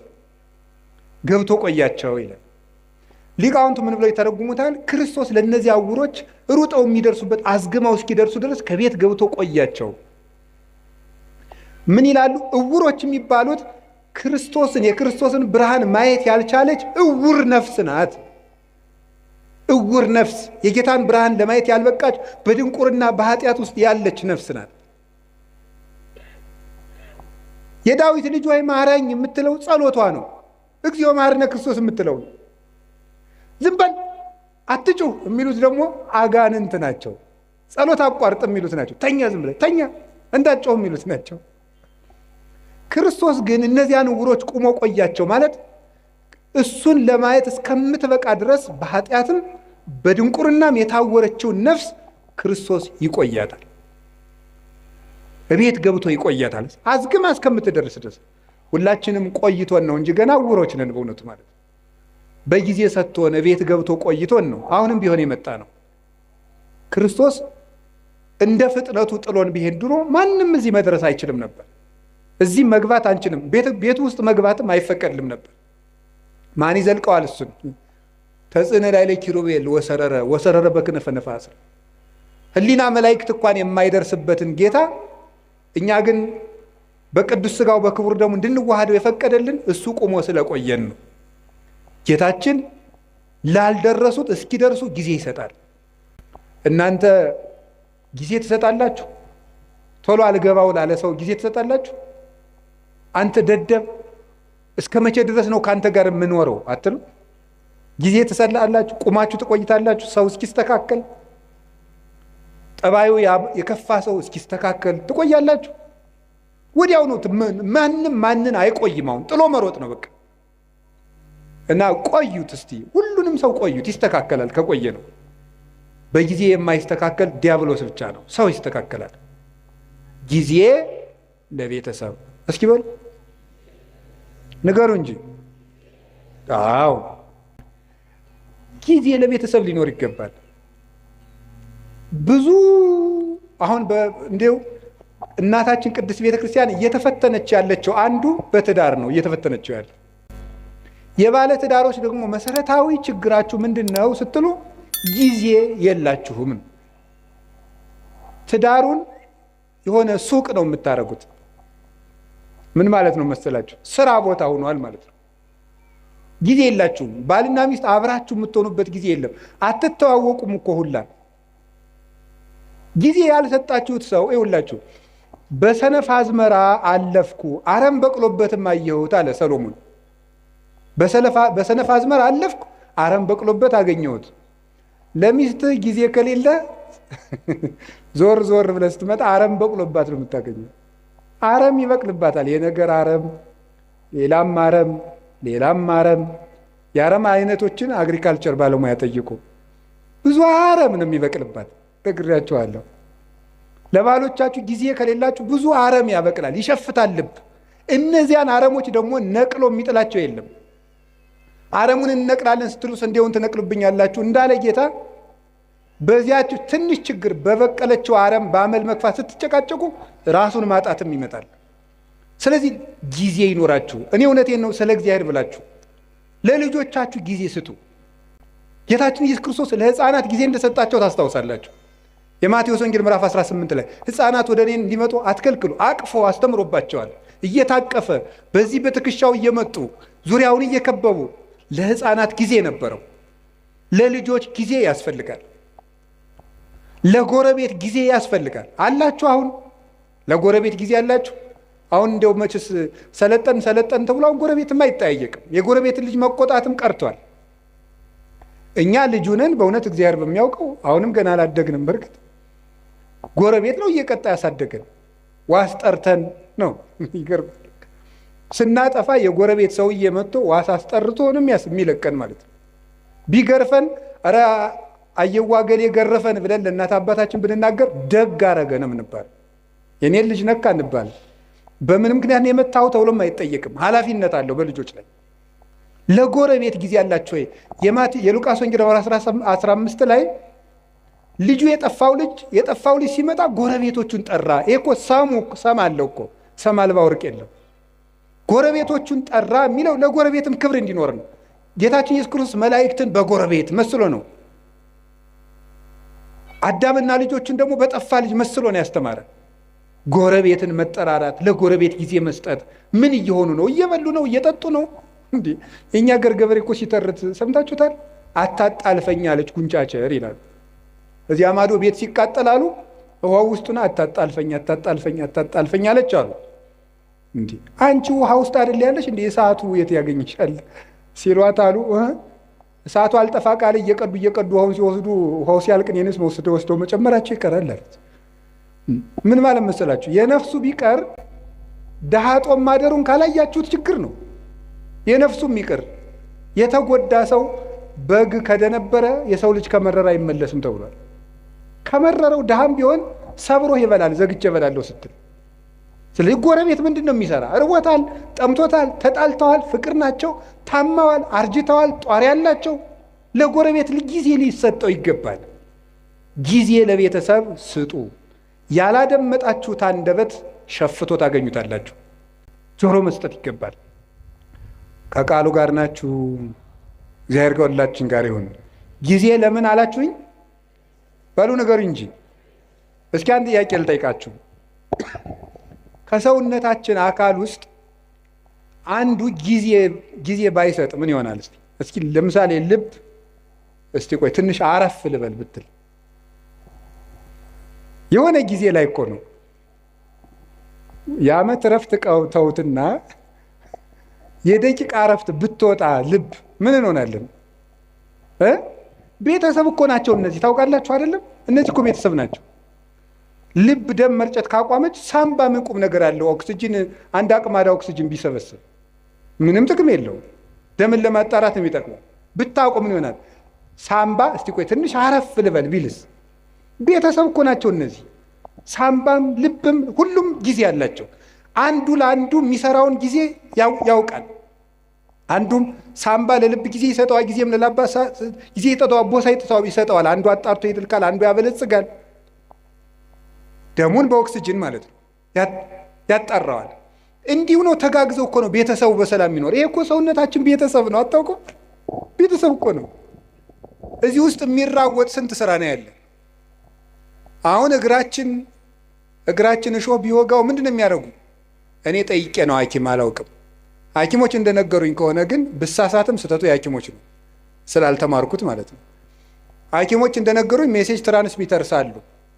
ሴል የሚባል ሰራዊት አለ እና እግርህን እሾህ ቢወጋ በዚህ ግዛት በኩል ችግር ደርሶበታል ብለው ተራውጠው ለጭንቅላት የሚነግሩ ሴሎች አሉ። እነዚያ ሁሉ ቤተሰብ ናቸው። ተባብረው ነው የሚኖሩት። የውስጥ ደዌ ስፔሻሊስት ጠይቁ። እንደ ውስጥ እኔ የውጩን ራሱ ልንገራችሁ። የውጩን ራሱ አሁን እኔ ቢያመኝ ምን ያደርጋል መስላችሁ? ጭንቅላቴ አሁን ይችን እጣቴን ቢያመኝ ጭንቅላቴ እጣቴን እኮ አመማት ይላል፣ ልሂድ ይላል።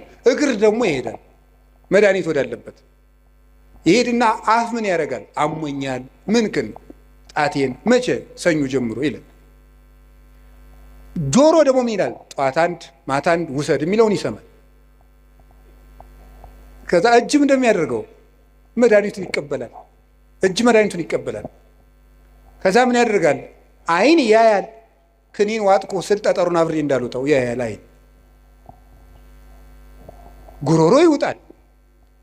እዛ ወዲያ በምን እንደሚፈጭ ሐኪም እንጠይቃለን። እንዴት እንደሆነ እዚያ እንጠይቃለን። ተባብረው ሰውየውን አቁመው የሚያውሉት እነማን ናቸው? ቤተሰብ በሉ እንጂ ቤተሰብ ነው። ቤተሰብ አቁመው ያውለዋል ይህን ሁሉ። ስለዚህ ለቤተሰቦቻችሁ ጊዜ ሊኖራችሁ ይገባል። ውላችሁ ስትገቡ ስልካችሁን ጥርቅምቅም አድርጋችሁ ልጆቻችሁ ጋር ዝም ብላችሁ አውሩ። ሚስቶቻችሁ ባሎቻችሁ ጋር አውሩ። ቁጭ ብላችሁ ማውራት አለባችሁ። ወሬው ቢረባም ባይረባም ነው። እንደው የእሷን የማይረባ ወሬ ከምሰማ ትንሽ መረጃዎችን ባዳምጥ። መረጃውን ሰምተ ነው እንጂ ሊቅምቶ ነው። እንደው ሳይንቲስት አሁን የኢትዮጵያ ሕዝብ የጦርነት መረጃ ከሰማ ስንት ዓመቱ? አንድ ሰላም ጠብ አላረጋችሁም። እናንተ ሰምታችሁ የምታመጡት ጠብ የሚል ነገር የለም። እዚህ ውስጥ የታፈኑ ድምፆችን ስሙ። ቤት ውስጥ ነግሬያቸዋለሁ። ድመትን በማዳበሪያ በከረጢት ቋጥራችሁ ዝም ብትሏት ትሟጭራለች። ካልወጣች አታርፍም፣ ትሟጭራለች። ሀሳብ ካልተደመጠ ይሟጭራል፣ ውስጥ ይረብሻል ማለት ነው። ሰው መናገር ይፈልጋል። አሁን ይገርማል እኮ ሰው አሁን የሚፈልገው ማውራት ነው። እንደውም አሁን ንስሐ አባቶች ሁሉ የተቸገር ነው። ሰውን ቤት የሚሰማው ስላጣ የዓመቱን ከእኛ ላይ ስለሚናገር የዓመቱን ይመጣና እኛ ላይ የ10 ዓመቱን የ40 ዓመቱን እቤት አይሰማውማ። እቤት ባሏ አይሰማትም። እኛ ላይ መጣ የ40 ዓመት ወሬ እንዴ ፍዳ እኮ ነው። እቤት ሚስቱ አትሰማውም። እኛ ላይ መጥቶ ብሎ በቃ አውርዶት የሀብሌ ዝናብ ምንም በቃ ወይ እንደ ቴሌቪዥን በሪሞት አናሳልፈው ነገር በቃ ዝም ብሎ መውረድ ነው በቃ ማለት ነው። ይሄ ሁሉ ችግር የመጣው ምንድን ነው ስትበሉ ቤተሰብ። እስቲ ጊዜ ለቤተሰብ በሉ። ጊዜ ለማን? እኔ ስለ እግዚአብሔር ብላችሁ ለቤተሰብ ጊዜ ስጡ። እግዚአብሔር ጊዜ እንድንሰጥ ይፍቀድልን። ሶስተኛ የምነግራችሁ ጊዜ ለማዳመጥ እስኪ በሉ። አቤት ለማዳመጥ ጊዜ ስጡ። አሁን ብዙ ሰው አይሰማም። እንዲያውም አንዳንድ ጊዜ እኔ እንዲሁ በአማርኛ ልንገራችሁ፣ እንዲሁ በአማርኛ አሁን እኔ ራሴ በግሌ ለምክር ብዙ ምዕመናንን አገኛለሁ። 1 ሰዓት ያወሩኛል። ዝም ብዬ ማለት 1 ሰዓት ያወሩና 10 ደቂቃ መፍትሄ መናገር ሲጀምር ራሳቸውን ማከክ ይጀምራሉ። ታሟል እኮ ሰው በጣም ታሟል። እንዲሁ እናቴ እንዲሁ መናገር ነው የሚፈልገው። በቃ ተናግሮ ብቻ መሄድ። እንዲሁ አንዳንድ ጊዜ 2-3 ሰውም ታዝብ ያውቃሉ። ተናግሮ ምንም መፍትሄ ሳልነግረው እግዚአብሔር ይስጥልኝ አባ ደህና ያዋሉ ብሎ ይላል። እኔ ምን አድርጌለት ነው የሰው የሚመርቀኝ? ለምንድን ነው ስትሉ ሰው የሚናገርበት ሜዳ አጥቷል ማለት ነው። የሚናገርበት ሜዳ አጥቷል። ስለዚህ አዳምጡት እና ማዳመጥ ጀመሩ። እግዚአብሔር ስንት ጆሮ ነው የሰጠን? ንገሩኝ እንጂ ስንት አፍ ነው የሰጠን? ይሄ ምን ማለት ነው? ብዙ አዳምጣችሁ ስንት ተናገሩ ነው? 1 ተናገሩ ነው። 2 ስማ 1 ተናገር ነው። እስቲ በሉ 2 ስማ በሉ። እናንተ ደግሞ 100 ማውራት 1 ማዳመጥ። ኧረ 1 ማሰቡ 100 ማውራት ነው። ይሄ የወሬ ሱስ ደግሞ ሰው አሁን እኮ ሁሉም ሰው ቲክቶከር የሆነው እቤት የሚሰማው ስላጣ ነው። እቤት የሚሰማው ስላጣ እዚያ እየወጣ መለፍለፍ፣ ዝም ብሎ ድንችም እየበላ መለፍለፍ፣ በቆሎም እየበላ መለፍለፍ። ለምንድን ነው ይሄን ሁሉ ያመጣው ስትሉ ሰው ኧረ በሞት ያዳምጡ። እኔ እኮ እውነቴ ነው። ማዳመጥ ይኸው ያዕቆብ መልእክት ምዕራፍ 1 ቁጥር 19 ላይ ኩን ፍጡነ ለሰሚ ወጉንዱየ ለነቢብ። ሰው ሁሉ ለመስማት ለማዳመጥ የፈጠነ ለመናገር የዘገየ ይሁን ይላል። ለማዳመጥ የፈጠነ ለመናገር የዘገየ ይሁን። የሰው ልጅ ብዙ የማዳመጥ የምታዳምጡ ከሆነ ሰው ይወዳቸዋል። ከሰው ጋር የመኖር ጥበብ አንዱ ማዳመጥ ነው። እንደውም ልንገራችሁ፣ ሰዎች የት ይገኛሉ ብላችሁ ብትጠይቁ እኔ ልንገራችሁ የት እንደሚገኙ። አንደኛ የሚበሉበት ቦታ ነው የሚገኙት። ሁለተኛ የሚሰሙበት ቦታ ነው የሚገኙት፣ የሚሰሙበት ቦታ። ሶስተኛ የሚወደዱበት ቦታ ነው የሚሄዱት። አራተኛ የሚከበሩበት ቦታ ነው የሚኖሩት። ሰዎችን ብትፈልጓቸው የምታገኙት ከዚህ ነው የምታገኟቸው። ወይ ከሚሰማቸው ሰው ነው ሩጠው የሚሄዱት፣ ወይ ከበሉበት ቤት ነው የሚገኙት፣ ወይ ወደሚያከብራቸው ሰው ነው የሚሄዱት፣ ወይ ወደሚወዳቸው ሰው ነው የሚሄዱት። ከቤትም ጥለውን የሚወጡት 4ቱን ሲያጡ ነው። ወይ አልሰማቸው ስንል፣ ወይ አልወዳቸው ስንል፣ ወይ አናከብራቸው ስንል። ጥለውንም የሚሄዱ በዚህ ነው፣ ወደኛም የሚመጡ በዚህ ነው። ስለዚህ ይሄ እንዲኖረ ምን ማድረግ? ማዳመጥ። ከቃሉ ጋር ናችሁ? ምን እንደሚባል ራሱ ማዳመጥ በትክክል የማዳመጥ ችሎታ የማዳመጥ መንገድ እንግዲህ ተማሩ። እናቱ ምንድነው? ሳይቃወሙ መስማት፣ ሳይተረጉሙ መስማት፣ መልስ ሳያዘጋጁ መስማት የሚባሉ አሉ። ሳይተረጉሙ መስማት፣ ምንም አትተርጉሙ። ዝም ብላችሁ ሰውየውን ዝም ብሎ የሚያፈሰውን ወሬ ስሙ። አይ ወሬው የማይረባ ስለሆነስ እንዴ ጅልጅል ሰው ማዳመጥ አለብን እንዴ? ጥያቄ ልመልስላችሁ። አንድ የገዳም መምኔት ነበረች እና የገዳሙ እናቶች ተሰብስበው ምን አሏት? እናታችን አቤት ሰው የማይረባ ወሬ ሲያወራን ዝምን ብለው እንስማ፣ እንዴት እናርጋል? ወይ ጥለን እንሂደን። ከሰው ቤት ሄዳችሁ የሚረባ የማይረባ ምግብ በአንድ ላይ ቢያቀርቡላችሁ ምን ታደርጋላችሁ አለቻቸው። የሚመስለንን በልተን እግዚአብሔር ይስጥልን ብለን እንመጣለን አሉ። እንግዲያውስ ሰው የፈለገውን ቢለፈልፍ የሚመስላችሁን ያዙ፣ ሌላውን ለራሱ ጥላችሁ ኑ እንጂ ስሙት አለች። እንዲህ ብላ መለሰች። መንፈስ ቅዱስ ያደላት ሰው ነበረች። እሷ ሚያዝያ 11 ቀን ስንክሳር ላይ የምትውል እናት ናት። እንዲህ ብላ ይመለስላቸው። ስለዚህ የእግዚአብሔር ቤተሰቦች ሰው የፈለገውን ያህል ያውራ፣ ስሙት ዝም ብላችሁ። አዳምጡት። ብዙ ጥበብ ሰሎሞን በመናገር ብዛት ኃጢአት ሳይኖር አይቀርም ይላል። በመናገራችን እንጂ በመስማታችን ተጉርተን አናውቅም። እግዚአብሔርን መስማት፣ የሚነገረውን ነገር መስማት፣ የሚባለውን ነገር መስማት፣ ሁሉን ነገር አስተውላችሁ መስማት ይገባል። የማዳመጥ እድል እንዲኖረን ለሚሰማ እግዚአብሔር የሚሰማዋል። ለዚህ ነበረ የጌዴዎን ልጅ ቆሞ ስምዑኒ ሰብአ እስራኤል ወእግዚአብሔር ይስማዕክሙ፣ የእስራኤል ወገኖች ወይ ስሙኝና እናንተንም እግዚአብሔር ይስማችኋል። ሰውን የሚሰማ ሰው እግዚአብሔርም እሱን ይሰማዋል። ጊዜ ለማዳመጥ ጊዜ ለምን አልኳችሁ? አቤት ለማዳመጥ ጊዜ ስጡ። አንድ ለመናገር ግን ቀንሱት። እኔ እውነቴን ነው፣ በዚያውም ልናገር። እኔ የካህናት ችግር በጣም ነው የሚያሳዝነኝ። ከካህናት ሄዳችሁ ስትናገሩ ወጡን ተናገሩ።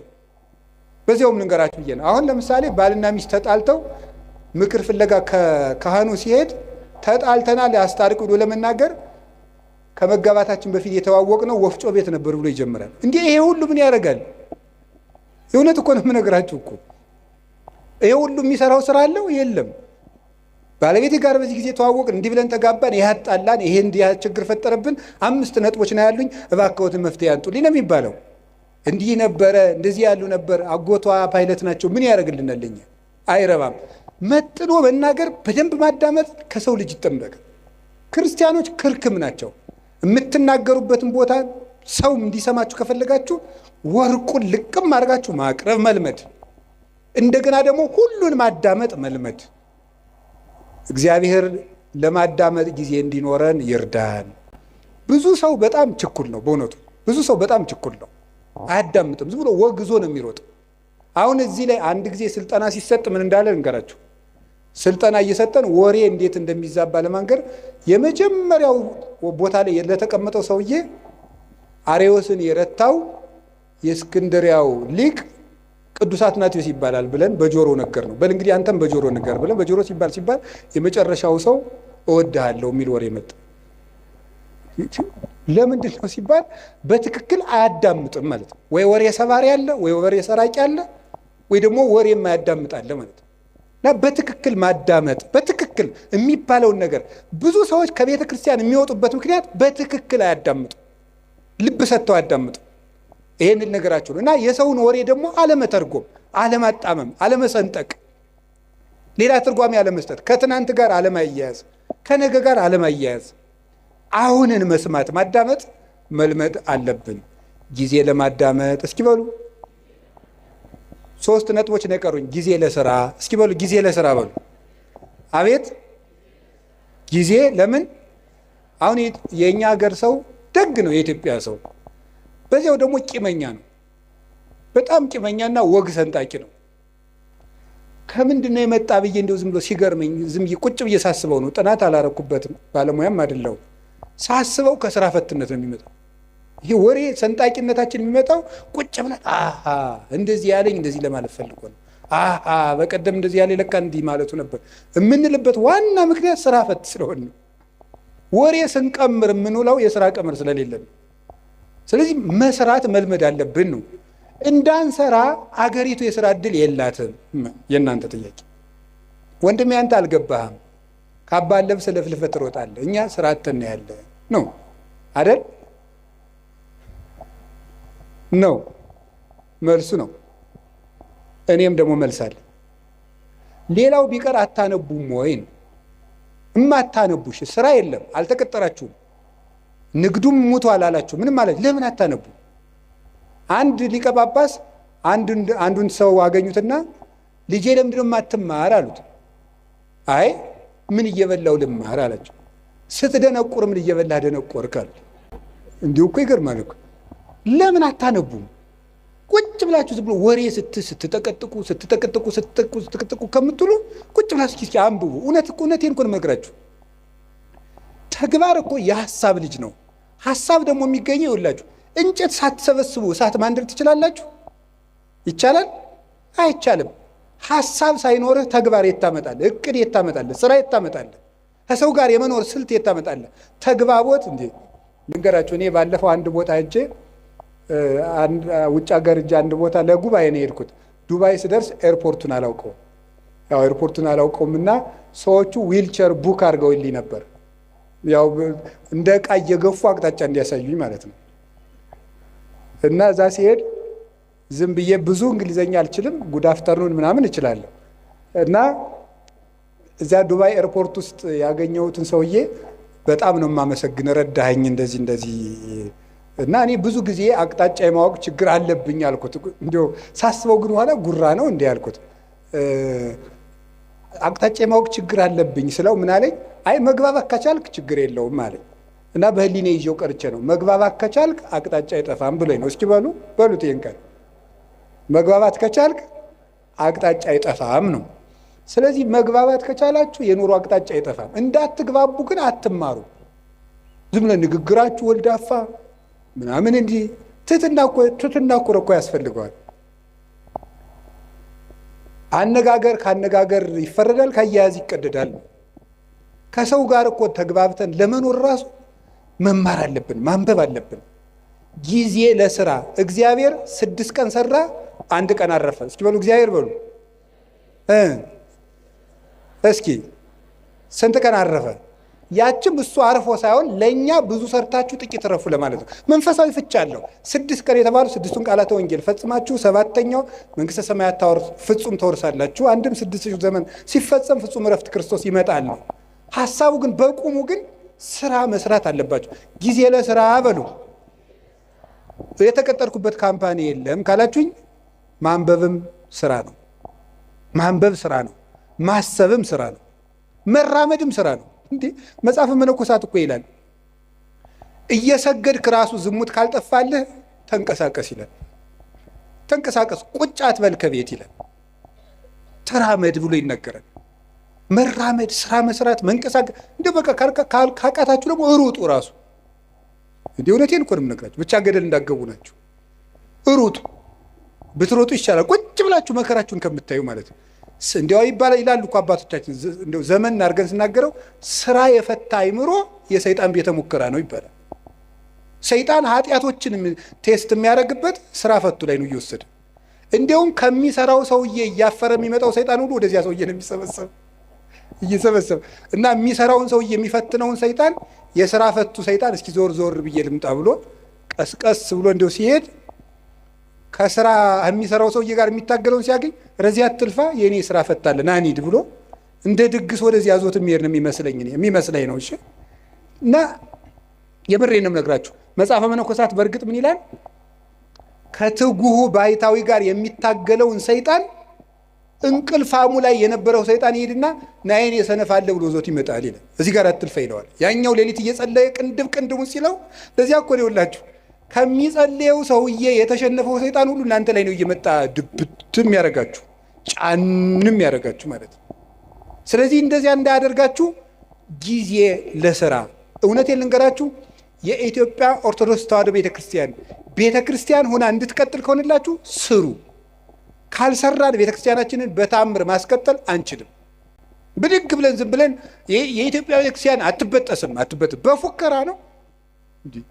አጠፋም። እነ ግሸን እያሉ እነ አክሱም እያሉ እነ ላሊበላ እያሉ እነ ደብረ ሊባኖስ እያሉ ረተው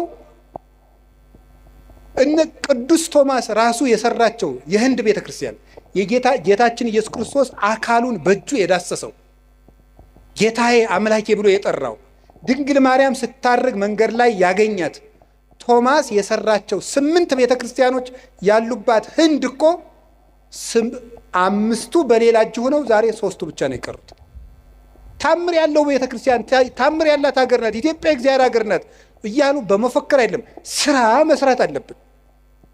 ክርስቲያኖች ስራ በቃ ትኩርኩር ብላችሁ ሳትንቁ ስሩ። ከጠፋ አንብቡ። ማንበባችሁ ደግሞ ስራ እንዴት እንደምትሰሩ ያሳያችኋል። ጊዜ ለስራ።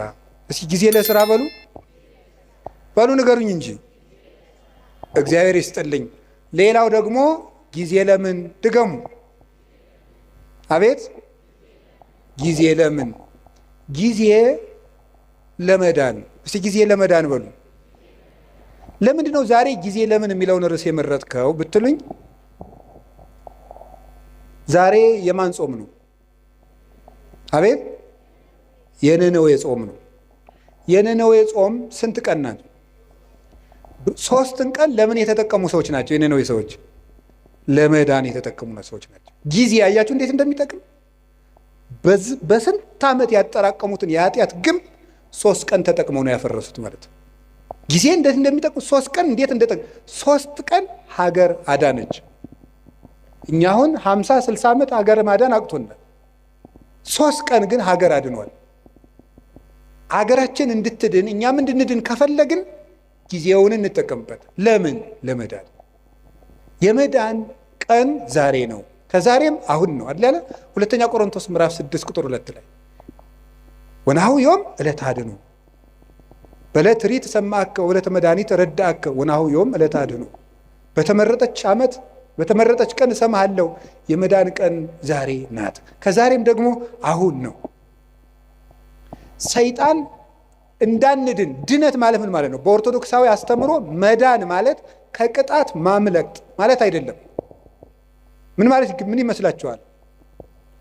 መዳን ማለት ከእግዚአብሔር ጋር መዋሃድ፣ ቲኦሲስ ማለት ነው በግሪኩ። ከእግዚአብሔር ጋር መዋሃድ፣ ሱታፌ አምላክ፣ ከእግዚአብሔር ጋር መኖር ነው መዳን ማለት። ድነት ማለት ይሄ ነው። አሁን አንዳንድ ሰዎች እኔ ድኜ ጨርሻለሁ ይላል። እንዴ ከእግዚአብሔር ጋር መኖር የሚያበቃ ነገር ነው? መዳን ማለት ከእግዚአብሔር ጋር መኖር። ከእግዚአብሔር ጋር መኖር ደግሞ ሁልጊዜ የሚቀጥል ነገር ነው። እግዚአብሔርን የሆነ እንደ ዕቃ የሆነ ተቀብለ ነው በቃ ምን እለዋለሁ ሁልጊዜ አብረ ነው ምን ኖረው። ከእግዚአብሔር ጋር መኖርን ጧትም ማታም ጧትም ማታም ጧትም ማታም ለመዳን መጠቀም አለብን። ሰይጣን ምን እንደሚያደርግ ልንገራችሁ። አንዱ መሰረታዊ የሰይጣን ተንኮል ጊዜ ከሰጠን ነገ ስለዚህ ልነግራችሁ እችላለሁ። አንዱ የሰይጣን መሰረታዊ ተንኮል እንድንዘገይ ማድረግ ነው። እንድንዘገይ ለምሳሌ ከመታረቅ እንድንዘገይ ያደርገናል። ሳምንት እንታረቃለን፣ የዛሬ ወር እንታረቃለን እንዳል ቂሙ ነው ይቀራል ማለት ነው። ማዘጌት። ቁርባን እናቀዳለን፣ እንድንዘገይ ነው የሚያደርገን። ይኸውላችሁ የማቴዎስ ወንጌል ምዕራፍ 25 ላይ እንደተጻፈው መንግስተ ሰማያት 10 ደናግል ትመስላለች ተባለ። ከዛ 5ቱ ጠባበኞች ናቸው፣ 5ቱ ሰነፎች ናቸው። 5ቱ ዘይት ይዘዋል፣ እነዚያ ዘይት አላዙም፣ ተኙ። ሙሽራው መንፈቀ ሌሊት መጣ፣ እነዚያ ግን ዘይት አልነበራቸውም። ሊገዙ ሄዱ። ተመልሰው ሲመጡ ምን ሆኖ ቆያቸው? በሩ ተዘግቶ። የነዚህ ሰዎች ከፍተኛ ችግር ምንድን ነበር? መዘግየት ነበር። መዘግየት ነው በር ያዘጋባቸው። ዘይት የተባለች ፍቅር፣ ልጅነት፣ ትሕትና ናቸው። እነዚህን በጊዜ ያላዘ ሰው በር ከተዘጋ በኋላ ይሮጣል። በሩ ሳይዘጋ ነገ ቆርባለሁ ሳትቆርቡ በሩ ይዘጋል። ክርስቶስ መብረቅ እያብለጨለጨ የሚመጣበትን ጊዜ አይደለም። ለእኛ ምጽአታችን ምናችን ነው? የምንሞትበት ቀን ነው። በሩ ይዘጋል። ሳንቆርብ ይመጣል፣ ሳንታረቅ ይመጣል፣ ሳንጸልይ ይመጣል፣ የቀማነውን ሳንመልስ ይመጣል፣ የበደልነው ሳንክሰው ይመጣል፣ እንደተዝረከረክን ይመጣል። የነዚህ ሰዎች የነነዌ ሰዎች ትልቁ ነገራቸው ወዲያው ጊዜን ተጠቅመው መወሰናቸው ነው። እስከ 3 ቀን ድረስ ነነዌ ትገለበጣለች አለ። ወዲያው ትገለበጣለች ሲባል ንጉሱም ከዙፋኑ ወረደ፣ ሕፃናትም ጡት ተው፣ ከብቶችም እንዳይጠቡ ተደረገ። ወዲያው በ3 ቀን እግዚአብሔር ምሕረት ሰጠ። ያን ምሕረት ያገኙት በጊዜው በመወሰናቸው ነው። መታረቅ ካለባችሁ ዛሬ በቃ ከዛሬ በኋላ ይበቃችኋል። መቁረብ ካለባችሁ ካልቆረባችሁ አሁን ለቁርባን መዘጋጀት ነው። ለቁርባን አሁን ነው መወሰን ያለብን። መጸለይ ያለብን አሁን። እስቲ ጊዜ ይስጡኝ፣ እስቲ እንዲህ ያለ ይስጡኝ።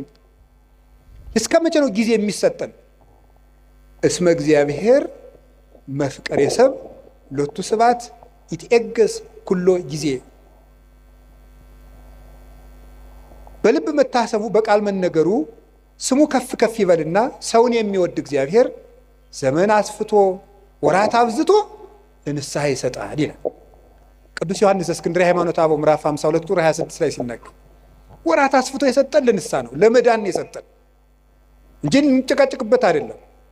ስለዚህ የእግዚአብሔር ቤተሰቦች እኔ የምነግራችሁ ነገር እውነቴን ነው። እኔ እንግዲህ የምትነግዱት ነግዱ፣ ጊዜ ለዚህ ስጡ፣ ለመዳናችሁ ጊዜ ስጡ። ምንድነው ምን ስናደርግ ነው? ስናነብ መጽሐፍ ቅዱስ ምንድነው ስናደርግ ነው? ንስሐ አባታችን ጋር ስንገናኝ፣ ስንጸልይ፣ ከቤተ ክርስቲያን ጋር ያለን ግንኙነት ጥብቅ ሲሆን ጊዜ ለመዳን እንጠቀምበት። እግዚአብሔር የመዳን ጊዜ ሰጥቶናል። ክርስቶስ ከተወለደ ጊዜ ጀምሮ ያለው ጊዜ የመዳን ጊዜ ነው። በመድኃኒት ቀን እየታመምን ያለን ደግሞ እኛ ነን። በመዳን ቀን ሰው ይታመማል። ሐኪም እያለ ይታመማል። ሰላም እየሰለት ሰው ይታወቃል እንዴ? ንግሥተ ሳባ ትትነሳ ወትትፋታ ለዛት ትውልድ። የሳባ ንግሥት ተነስታ ይችን ትውልድ ትፋረዳታለች። እስመ መጻት እምጽንፈ ምድር ከመ ትራይ ጥበቦ ለሰሎሞን፣ የሰሎሞንን ጥበብ ልታይ ከዚህ ከምድር ዳርቻ ከኢትዮጵያ አንስታ ተጉዛለችና ዘአቢም ሰሎሞን ሃሎ ከሰሎሞን የሚበልጥ ጌታ ዛሬ እዚህ አለ።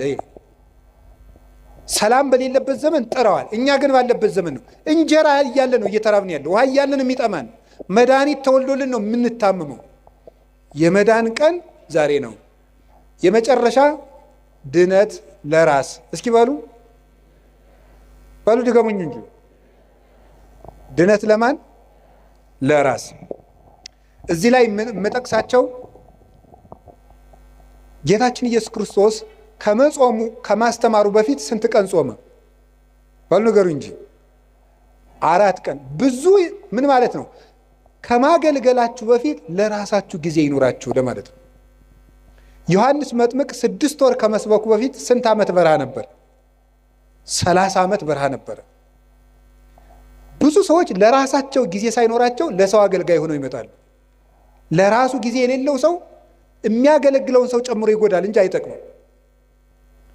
ቅዱስ ጳውሎስ ጌታችን ኢየሱስ ክርስቶስ ካነጋገረው በኋላ 3 ዓመት በአረብ በረሃ ኑሮ ለራሱ ጊዜ ሰጥቶ አዳምጦ ያስተምር ሄደ። ለራስ ጊዜ። ይሄ ግን ማንን ይኖርን መሰል? እንደውም ይላል ለሌሎች ከሰበኩ በኋላ እኔ የተጣልኩ እንዳሉ ሰውነቴን እጎስመዋለሁ ይላል። ለራሱ ጊዜ ነበረው። ጌታችን ኢየሱስ ክርስቶስ ሲያስተምር ውሎ ማታ ደብረ ዘይት የሚያድረው ሰው እያገለገላችሁ ለራሳችሁ ጊዜ ይኑራችሁ ለማለት ነው። ለራሳችሁ ጊዜ ይኑራችሁ። አባታችን አቡነ ተክለ ሃይማኖት ምድርን ሁሉ ሲያገለግሉ ከኖሩ በኋላ መጨረሻ ላይ የተናገሩት አንድ ቃል ነበረ። መቅረዝ ቢጠፋ ማን ያበራለታል? ጨው አልጫ ቢሆን ማን ያጣፍጠዋል? እኔ ዙሪያ ሀገሩን ሁሉ ጨው አረኩት፣ እኔ ግን አልጫ ሆንኩ ወዮልኝ አሉ። መጨረሻ ላይ ገርል እንዳልቀመሰ ሰው ይላቸዋል። ገርል እንዳልቀመሰ ሰው እንደገና ደግሞ በአንድ እግራቸው ቆመው ክርስቶስን ፍቅሩን እየፈለጉ መጋደል ጀምሮ ይላል። ይሄ ለራስ ጊዜ መስጠት ነው። ይሄ ማንን ይመለከታል? እኔን፣ የቤተ ክርስቲያን ሰዎችን። ከዛ ሰዓት ማንን ይመለከታል? አስተባባሪ ብዙ ጊዜ ለራሱ ጊዜ የለውም። በዚህ ቁጭ በል ምናምን እንደዚህ በል ምናምን እንደዚህ። ይሄ በማህበር የሚደራጅ ሰንበት ተማሪ አይቆጡኝም፣ በጣም ነው የምንዋደደው። ሰንበት ተማሪ ለራሱ ጊዜ ያጣል። በቃ መዝሙር ይዘምራል፣ ሌሊት ያድራል፣ እንዲህ ይላል፣ ከበሮ ይመታል፣ ያስተባብራል። ለራሱ ጊዜ የለው። እዚህ ወጣቶችም ትኖራላችሁ፣ የጥምቀት አንጣፊዎቹ ለራሳችሁ ጊዜ ይኖራል። ለታቦቱ ጊዜ ሰጣችሁ፣ ማታ የሀገራችን ሰው ምን ይላል? ስትፈጭ ውላ አቦካች ባተላ ይላሉ። እንደዚህ ነው ማለት ነው። ስለዚህ ለራስ ጊዜ መቼ ነው የሚኖረን? ሁልጊዜ አስተባባሪ ግን እንዳሉ ለከብቶች እያጠጣ እሱ ግን ይበሰብሳል ይባላል። ከብቶችን ያጠጣና ያረካቸዋል፣ እሱ ግን እየበሰበሰ ነው የሚሄደው። ስለዚህ ውሃን መሸከም ለመለምለም ከሆነ ጥሩ፣ ለመበስበስ ከሆነ ግን ጥቅም የለው። ለራሳችን ጊዜ ይኑረን። ጌታ ለሐዋርያት ያላቸው እንዲህ ነበር፣ ለራሳችሁ ተጠንቀቁ፣ ለራሳችሁ እቀቡ ርእሰክሙ ኢታክብዱ ልበክሙ፣ ለራሳችሁ ተጠንቀቁ፣ ልቡናችሁን በመብል በመጠጥ በመቀማጠል አታክብዱት፣ ለራሳችሁ ጊዜ ስጡ ነው ያላቸው። ለራሳችሁ። ቅዱስ ዮሐንስ አፈወርቅ ደግሞ ምንድን ነው የሚለው? አንተ ሰው ከቤትህ በድን እያለ የሰው በድን ልትቀብር ከሰው ልቅሶ አትሄድም። የራስህ ቤት እያፈሰሰ የሰው ቤት ልትከድን አትሄድም። መጀመሪያ የራስህን በድን ላውጣና ቅበር። መጀመሪያ የራስህን ቤት ክደን፣ እዛ የሌሎችን ቤት የሚያፈሰው ልትከድን ትሄዳለህ ይላል። ስለዚህ ለራሳችን ጊዜ እንዲኖረን ያስፈልጋል። ይሄ ዓለም ልንገራችሁ፣ እውነቴንም ነግራችሁ የእግዚአብሔር ቤተሰቦች እየገባችሁ እንደሆነም እንዳልሆነም አላውቅም፣ ወይ በጊዜም ይገባችኋል። ጨርሻለሁ፣ መጨረሻዬ ነው። አሁን የምንኖርበት ዓለም የ21ኛው ክፍለ ዘመን ወደፊትም የሚመጣው ዓለም ምንድነው የሚያደርገን ካላችሁኝ ለራሳችን ጊዜ እንዳይኖረን ነው የሚያደርገን። ጊዜ እንዳይኖራችሁ ያደርጋል። ሌላው ቀርቶ እየተሳሳታችሁ እንደሆነ እንዳይገባችሁ ጭምር ነው የሚያደርገው። የምታስቡበትን ጊዜ ነው የሚያሳጣችሁ። እንዲሁ መቼ ነው የምታስቡት? ለመሆኑ ታስባላችሁ? ልንገራችሁ አንድ ነገር ማለት ነው። እንዲያውም አነብላችሁ ነበረ። እኔ ያው እንደናንተ ስልክ እጠቀማለሁ። ይሄ ሰፊ ስልክ መጽሐፍም አለው ስልኬ። እና አንድ ሰው ምን አለኝ፣ ኤአይ የሚባል መታልና ይጠቅመዎታል አንዳንድ ጥያቄ ቢጠይቁት አለኝ። እሺ ብዬ የሆነ ቀን የሆነ ጥያቄ ጠየቅኩትና ማብራሪያ ሰጠኝ። አላ ያ የሰጠውን ማብራሪያ ኮፒ ፔስት አድርጌ ኖትቡክ ላይ ገለበጥኩና ተመልሼ ፕሊዝ ዲፋይን ኢት ኢን ዲቴል አልኩት ብየዋለሁ። የለም የላይኛው ኖት ምኑን አይለኝም።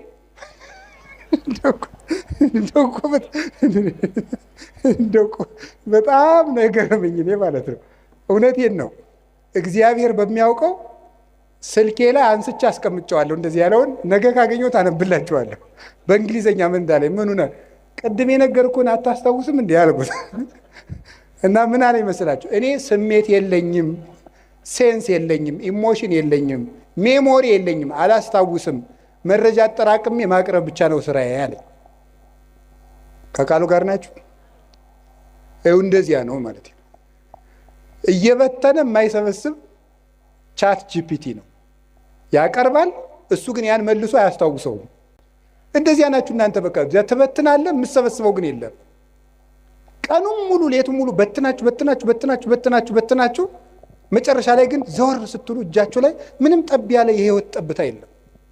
ስለዚህ የእግዚአብሔር ቤተሰቦች ታውት ሁሉንም ነገር ይሄን ያለውን ነገር ሁሉ ተጠቀሙና አሁን በኢንተርኔት የመጡትን ፕላትፎርሞች ሁሉ ከቻላችሁ ለድነት ተጠቀሟቸው፣ ካቃታችሁ ደግሞ ተዋቸው። አንዳንድ ጊዜ ሰይጣንም ያታልላችኋል። ምን እያደረገ አይ በቃ እንዴ መረጃ እኮ ጥሩ ነው ይላል። ወይ ጉድ! እኔ ልገራችሁ፣ አንድ ሰው መረጃ ሲሰበስብ ቢያንስ ሁለት ዓላማ ይዞ ነው መሰብሰብ አለበት። አንደኛ ለነፍሱ የሚጠቅመውን ነገር፣ ሁለተኛ ለኑሮው የሚጠቅመውን ነገር። ከሁለቱ ውጭ የሆነ ነገር ላይ በማዳመጥ ጆሮአችሁ መደንቆር፣ አይምሯችሁ መደንዘዝ የለበትም። ምን በወጣን እንዴ! ሰዎች እኮ እንደው አሁን እኮ በሉታውት ሁሉን ቢያወዱት አሉ ሆድ ባዶ ይቀራል። ስለዚህ ለራሳችሁ መቼ ነው ጊዜ የምትሰጡት? አሁን ስታነቡም ኢንተርኔትን ብታዳምጡ፣ ቲክታክን ብታዳምጡ፣ ፌስቡክ፣ ዩቱብ ብታዳምጡ ወይ ለነፍሳችሁ ወይ ለእንጀራችሁ። እስኪ በሉ ወይ ለነፍሳችሁ በሉ። ከዛስ ወይ ለኑሯችሁ አዳምጡ። ከዛው ተውት። ለራሳችሁ ጊዜ ይኑራችሁ። ለራሳችን ጊዜ እንዲኖረን እግዚአብሔር ይርዳን። ርዕሱ ብዙ የሚያስነግር ነው። ለዛሬ እንዳይመሽ ብፁዕ አባታችንም ሌሎች አባቶችን ማስቀምጨን ሁሉም ለፈልፍ ጊዜ ለምን ዘርዝሩን እንጂ ከላይ ጀምራችሁ ጊዜ ለእግዚአብሔር፣ እሺ፣ ጊዜ ለስራ፣ እሺ፣ አቤት፣ ጊዜ ለቤተሰብ፣ ሌላስ? ጊዜ ለማዳመጥ፣ ሌላስ? አቤት፣ ጊዜ እና በዩቲዩብ ሁሉ የሚያወራውን ሰው አትስሙት። ከተጣሉኝ የሚጣሉ አሁን አቶ እውነቱን አፈነዱት ይላል። ምንም የፈነዳ ነገር የለም። አትስሙ። በቃ እንደዚህ አፈነዱት፣ ዘለቁት፣ አፍረጠረጡት የሚል ነገር አትስሙ። በቃ እውነት ብቻ የምትሰሙበትን ምንጭ ለይታችሁ ስሙ። እስከ መጨረሻው ጨርሼ የምናገርበት ምክንያት ትውልዱን የሚጠፋን እንደው እኮ ይገርማል። አሁን ቅድም በነገርኳችሁ መሰረት ያን ኤአይ የሚባለውን ሰውዬ ወደፊት ለኦርቶዶክሳውያን ፈተናችን ምን ሊሆን ይችላል ብዬ ጠየቅኩት። እመቤቴን ከልቤ የምነግራችሁ አንዱ ኤአይ ነው አለኝ። ከልቤ እኮ ነው የምነግራችሁ ማለት ነው። አንዱ የኦርቶዶክሳውያን ፈተና ኤአይ ነው ብሎ ራሱ አልነገረኝም። ገርሞኛል ይህ ሰውዬ ብዬ። ኤአይ ሰውዬ አይደለም፣ ደንቆሮ ነው እንዲያባ እንዳትሉ። ስለዚህ አሁን የምነግራችሁ ነገር የእግዚአብሔር ቤተሰቦች ለጊዜ ለቤተሰብ ጊዜ ለማዳመጥ የሚረባችሁን አዳምጡ፣ የማይረባችሁን ተውት። ቀጥሎስ ጊዜ ለመዳን በሉ። ለመዳን ጊዜ እንዲኖረን ደግሞ መጨረሻ ላይ ጊዜ ለማን? ጊዜ ለራስ። እግዚአብሔር ጊዜ ይስጠን። ጊዜ የሰጠን እግዚአብሔር ክብር ምስጋና ይግባው። ወስብሐት ለእግዚአብሔር። ይቆየን።